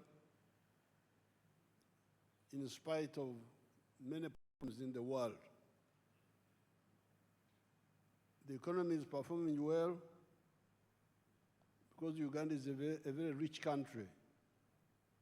We've got a lot of potential. I saw one of the people who like writing things here and there, trying to say that we are targeting many areas of support. And I think he was trying to say that in South Korea, they concentrated on electronics and vehicles. But this is because South Korea didn't have much.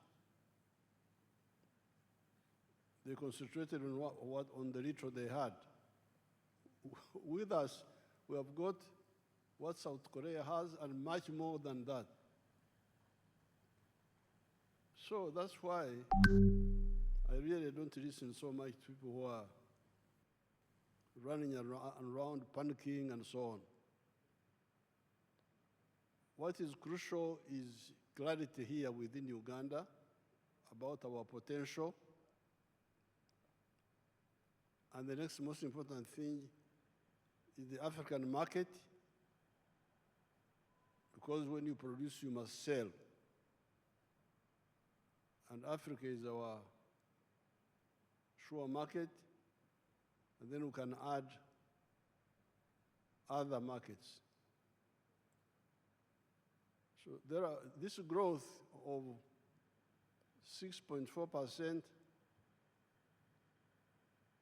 is really still modest.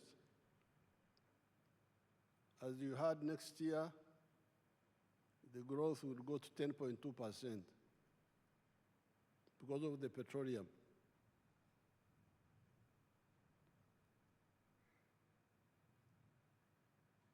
As you heard, the performance is good by world standards. But in my view, it can be stronger.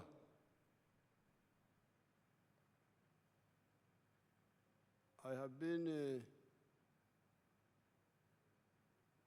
I'm from the communities of this place, indigenous communities here, and I've been following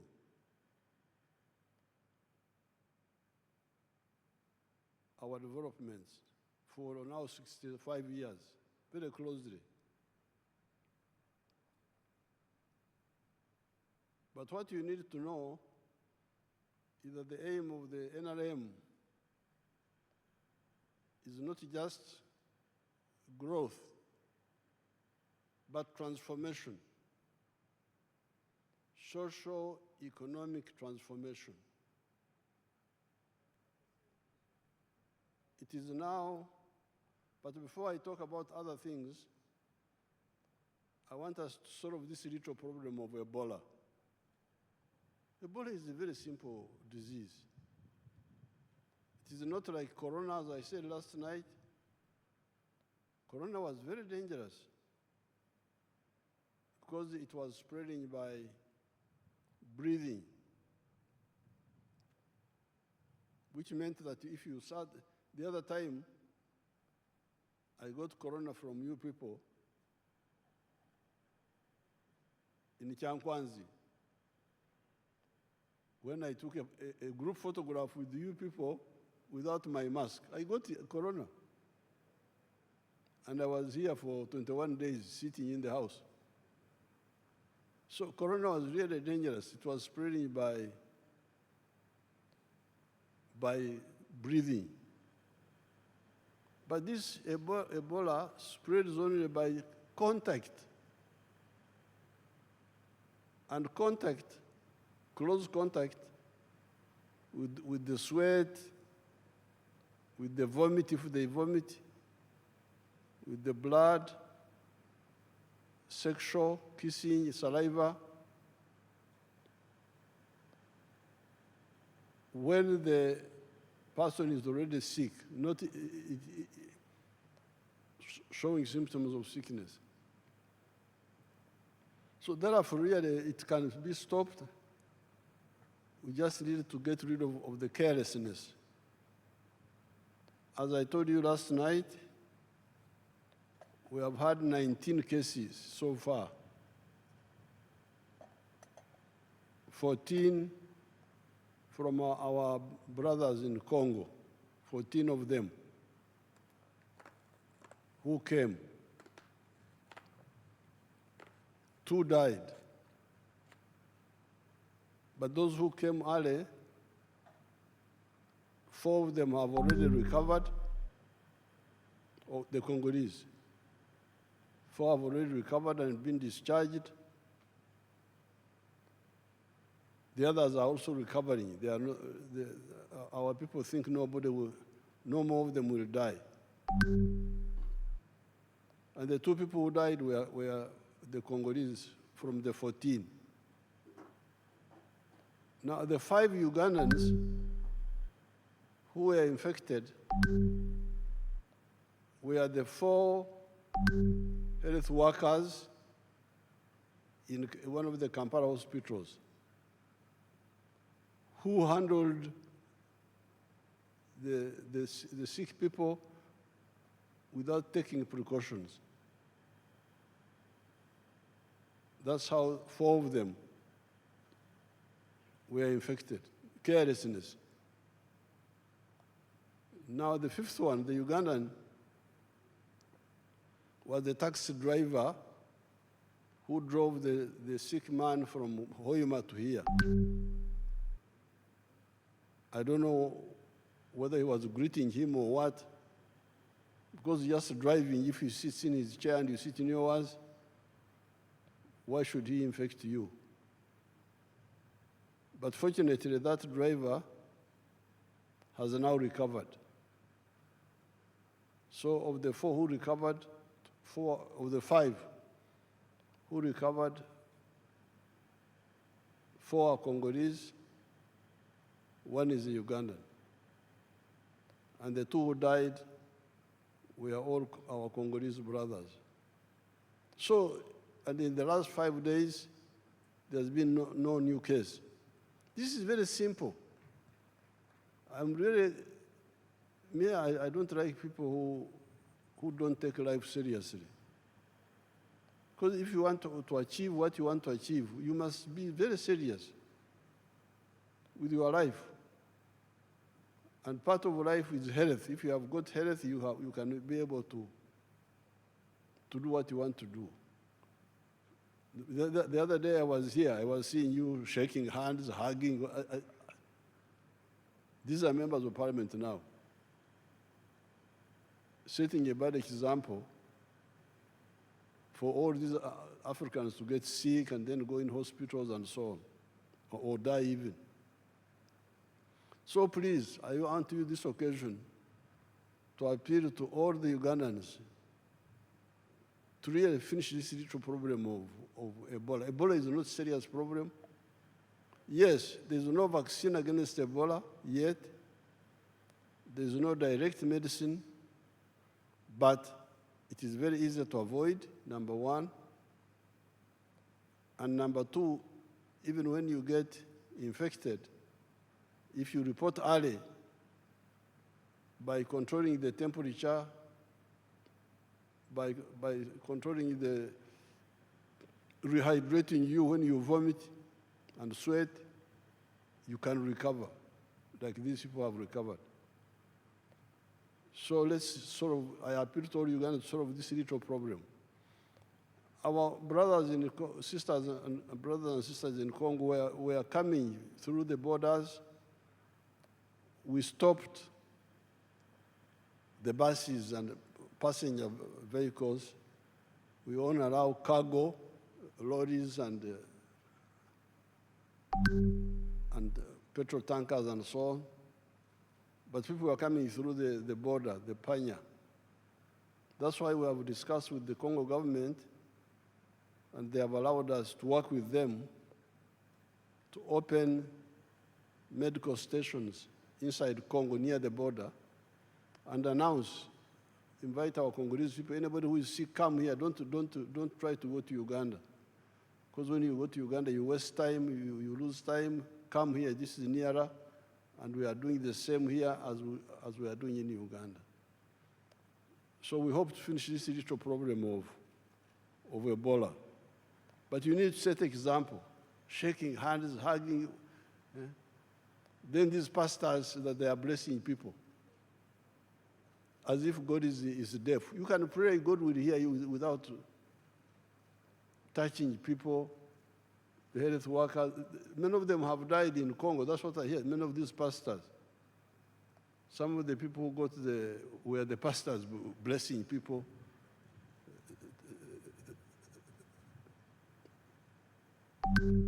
Now, coming to the budget, you need to get the strategic picture clearly. Strategic is when you plan to solve a problem from A to Z, the whole problem. Tactical is how you move from A to B. Now, the strategic aim of the NRM is to transform Ugandans.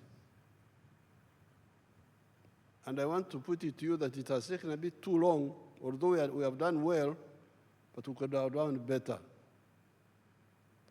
I was counting the years. It is now 132 years since the British came here. 132 years. The British came here in 1894 when they introduced their government here.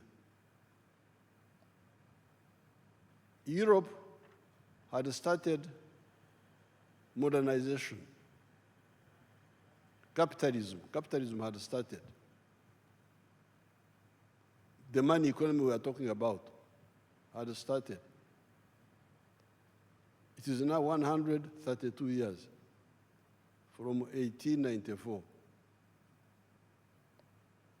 The British were trying to involve our grandparents and our great-grandparents into the money economy, and our parents.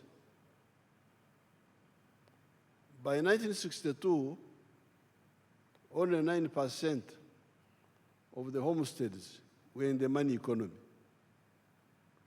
After almost 70 years, only 9% were in the money economy. 91% were still in the Okorre Chidachonka. And I can testify because I'm from Ntungamo. Ntungamo, all of us were in the Okorre Chidachonka. There was not a single one who was interested in money. I know houses one by one. Now, when we were in the bush, we studied this and we put out our document, 10 points program. And point number 5 was on this very point. Please build an economy which is independent, integrated, self-sustaining, meaning, implying, join the money economy. When we came, we started. But when I checked, in 2013, you can imagine, only 32% of the homesteads had joined the money economy. That's how we involved the UPDF. General Saleh, please come and beg these people to join the money economy. Take seedlings to them, free seedlings. Go and beg them. Kulala, they are asleep. Then Saleh did his best. Now, recently, we have added PDM. But with all this, it's now 67% of the homesteads who are in the money economy with some Chibaro. 33% are still refusing to join the money economy. So this is the challenge. That's why we are saying, please, I'm really saying now, no more.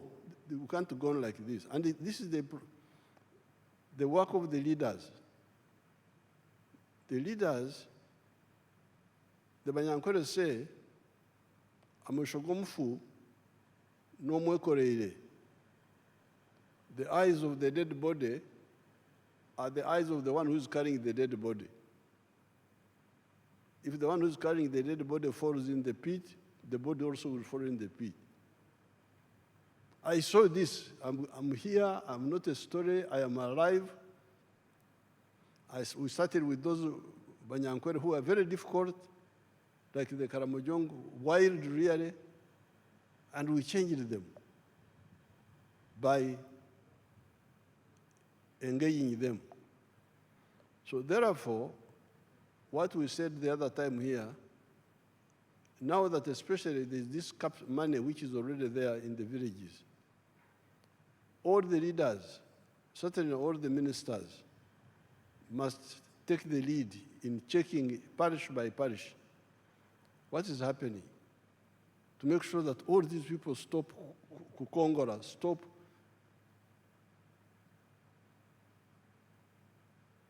cheating us. We work, they don't work. They are there, but they want services. They want medicine, they want education, they want security, but they don't contribute. They're just sitting there in their homes and not engaging in the money economy. So although we have done very well, this very good performance the minister is talking about is by the 67% now. And all of them, not necessarily with the Chibaro. Some of them do without the Chibaro. But there are 33% who are Wako Pembeni, they are on the side. Suppose they were also part of this, would be much further. And as the minister, Msasi, told you, these people joining the money economy is crucial for 2 reasons. First of all, they get income. They get income, which means that their purchasing power goes up. Part of the problem of the purchasing power being low is because they don't have income.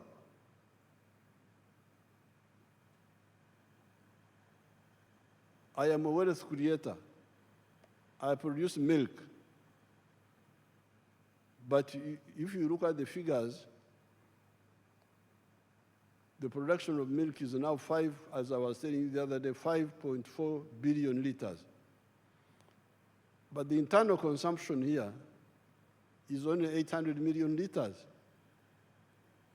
So that's why you hear we say there's too much milk in Uganda, we must export. But this is an artificial situation because with 48 million people, if each one was drinking the milk he's supposed to drink, 210 liters per year, so that you keep mouth in your teeth, you keep your bones, would need 9.6 billion liters of milk. What we are producing now would not be enough. So we are saying there is surplus milk because there is underconsumption. Why is there underconsumption? Because people have no money. They can't buy. The per capita consumption now of milk is now 60 liters. 1/3 of what a human body needs. But this has gone up because in 1986, it was 18 liters. You can imagine. That's why people have no teeth in their mouth because there's no, the teeth have gone out because they don't have enough calcium. So therefore, this budget is no more Kongora. No more Kongora. No, Kongora is when you work and others just lean on the hoe in the village. No more Kulala. As you heard, a big budget, part of the budget is on infrastructure, on the roads, the railway, the pipeline, the airports, the waterways, electricity, irrigation. These are all, as the minister was saying, enablers to enable production to be done cost effectively, low cost of doing business in Uganda. Now, then the other challenge is on the service delivery. Again, that's where you, the leaders, must come in. Because medical care, Health Center 3, is in every sub-county. These sub-counties are in Uganda. They are not in Congo, they are not in Kenya, they are here. Why should there be no medicine in the health center? Maybe that medicine has been stolen, but the member of parliament doesn't know and doesn't follow up. And people are crying. Then you have the government officials, the Gombora chief. That's why the local government must be very, very strict.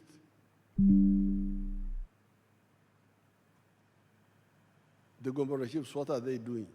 The GISO, this is somebody called the GISO. Have you heard of somebody called the GISO? He's also there. Drugs are being stolen, GISO is there. This is what I can no longer tolerate. The people of Uganda have given me authority a number of times now. I would have to, in the past I was a bit hesitant because I was saying maybe, especially for capital, there was no capital which was being given, but now the capital is there, PDM being stolen. During the elections, I was disturbing the former Minister of Local Government, Majezi, ringing him. I got to campaign in Maracha. Instead of campaigning, people are saying, they have stolen our PDM money. I go from campaign now to, it becomes like a PDM tour. In Maracha, complaining. Then I ring Majezi, please, Majezi, come. Maracha. People are I don't even know what happened there. Buko, I was in Buko. Or was it Kwen? I think it was Kwen. Same problem. Here in Kampala, Kawempe, Buambo, where PDM money was being stolen.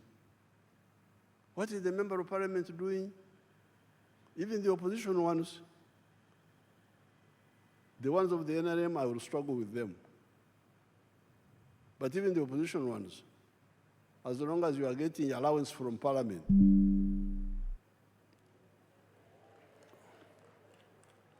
and you don't go to check what is happening, I will ask you, the Attorney General, to see how I can deal with you also. Because if you don't want to monitor, don't take the allowances. Say so, go to the clerk, but then why should you get a salary in the first place? So it seems I've got a legal basis where to demand performance from both the NRM and also the opposition. As long as you are getting money of the government, you must check. Because some of the opposition say they do it maliciously. Let the programs not work so that the NRM is blamed. That's not good enough for you. Because these programs are not for NRM, they are for your own people. So therefore, this service delivery, the drugs in the health centers, the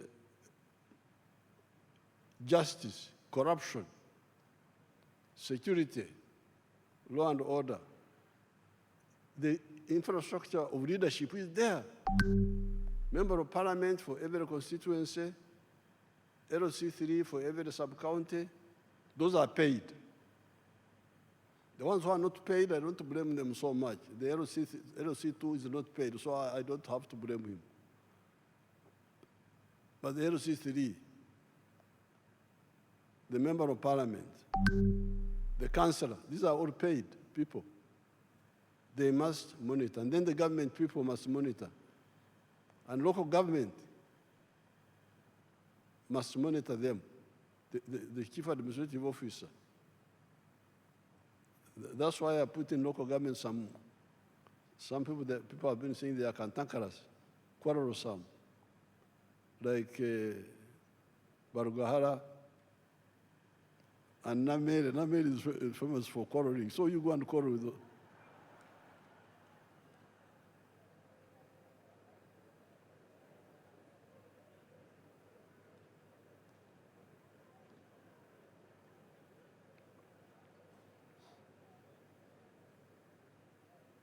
Because when I went to Masaka to defend Namere, because I had to go there, say, "Uyu mwana wao mkuza batia, tana mpisa."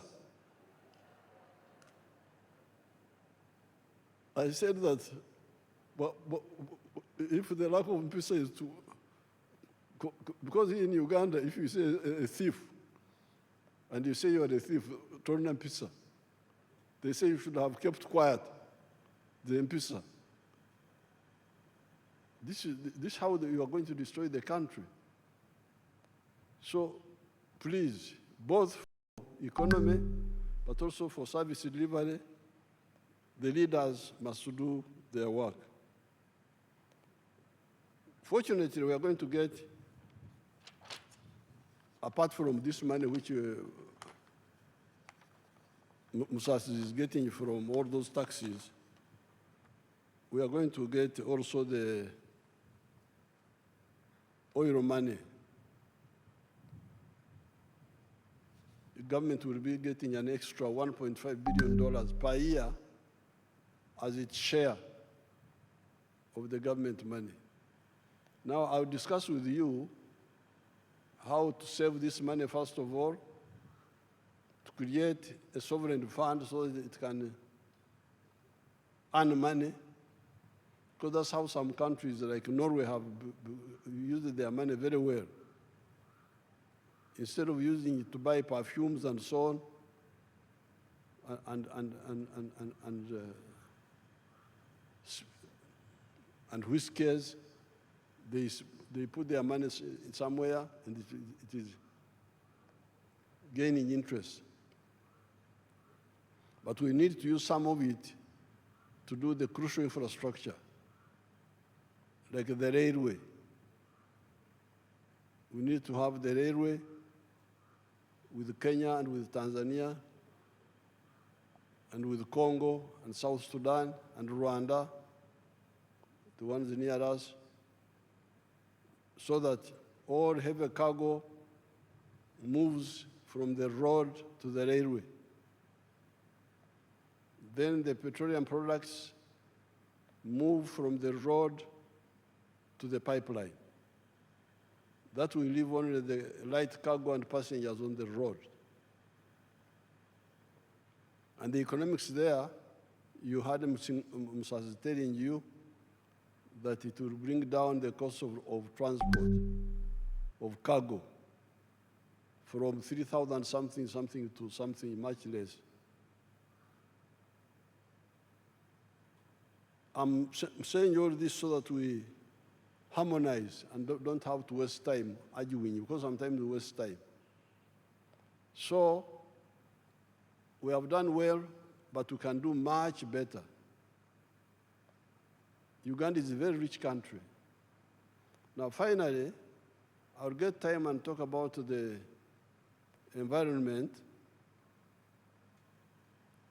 and the trade order, where we had to remove some of our people from the roadsides and all that chaos which was here.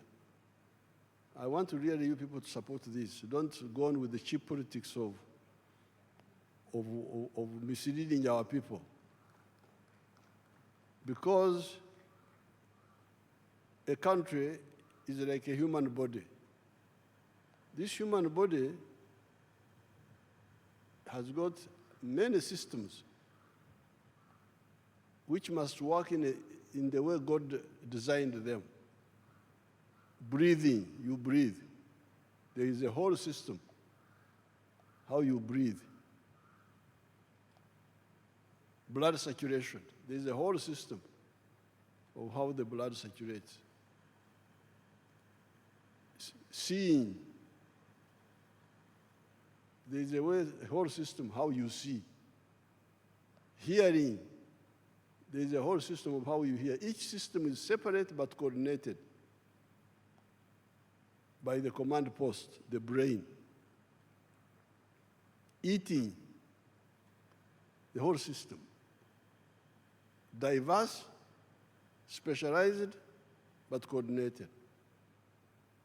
Now you cannot say that because I want to eat, I put the food in the ear. I put food in the ear that I want to put food in the ear. Or in the nose. No, the nose is not for food.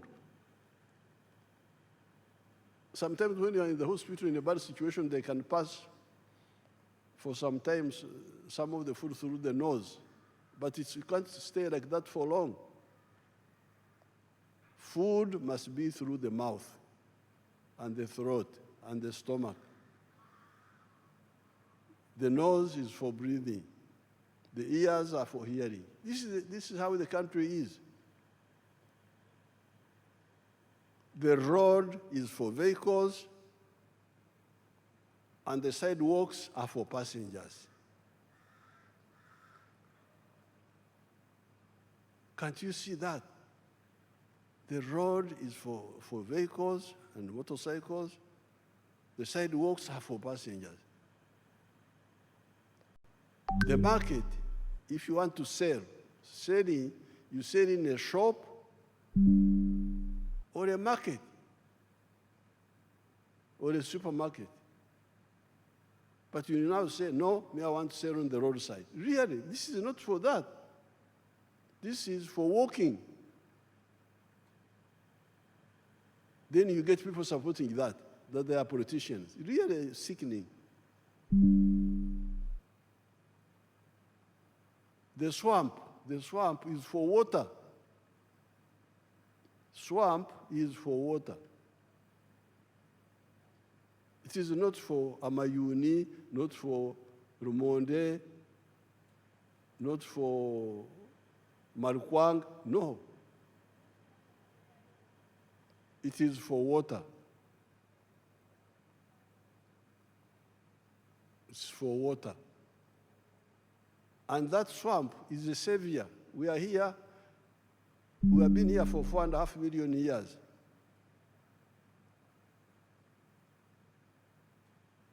And these things came recently, the permanent buildings, vehicles. What was sustaining us were our swamps and our forests. Even when our level of science was very low, not so much, the swamps and the forests kept us here, and the grass. Now you want to destroy that, and you say you are a Ugandan? No. What are you looking for in the swamp? Swamp is for water.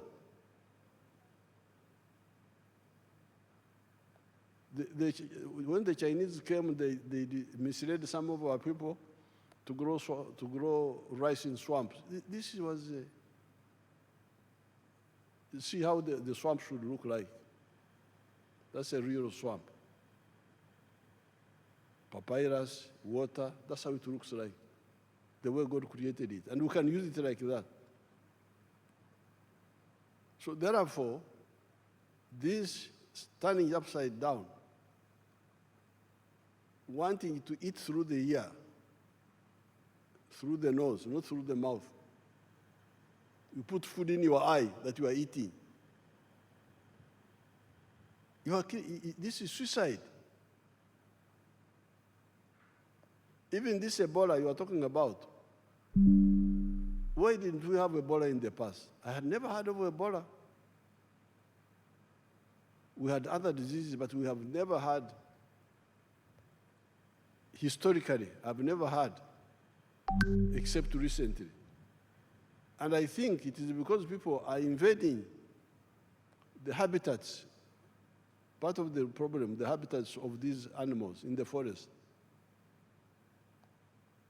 Show them the picture of Nabanja, how Nabanja was saving Bugoma forest. They showed it a bit here. See how criminal these people are, the ones you are defending. Bugoma forest.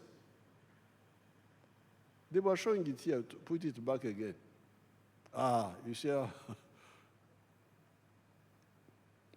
see how, what damage they have done. That is, you see these criminals now.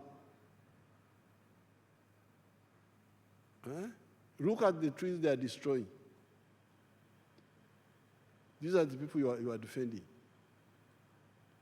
What good are these? Whose interests are they serving? These are enemies of Uganda. But I will get time and write something on that. So for now, please let all the political leaders take the lead in getting our 33% of the people who are outside the money economy to join the money economy, do so with the Chibaro, then we deal with the others, value addition and so on, like the minister was saying. I thank you, and I wish you good luck.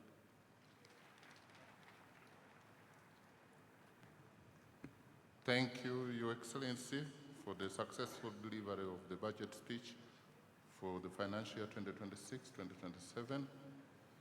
On behalf of Parliament, I pledge our commitment to effectively apply our mandate to realize all your progressive intentions for our beloved country and its gallant citizens. Adjournment.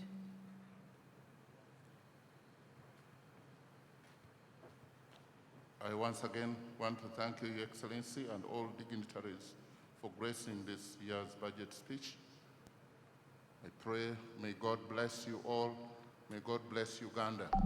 Honorable members, the House is adjourned to Tuesday, 30th June 2026. The anthems.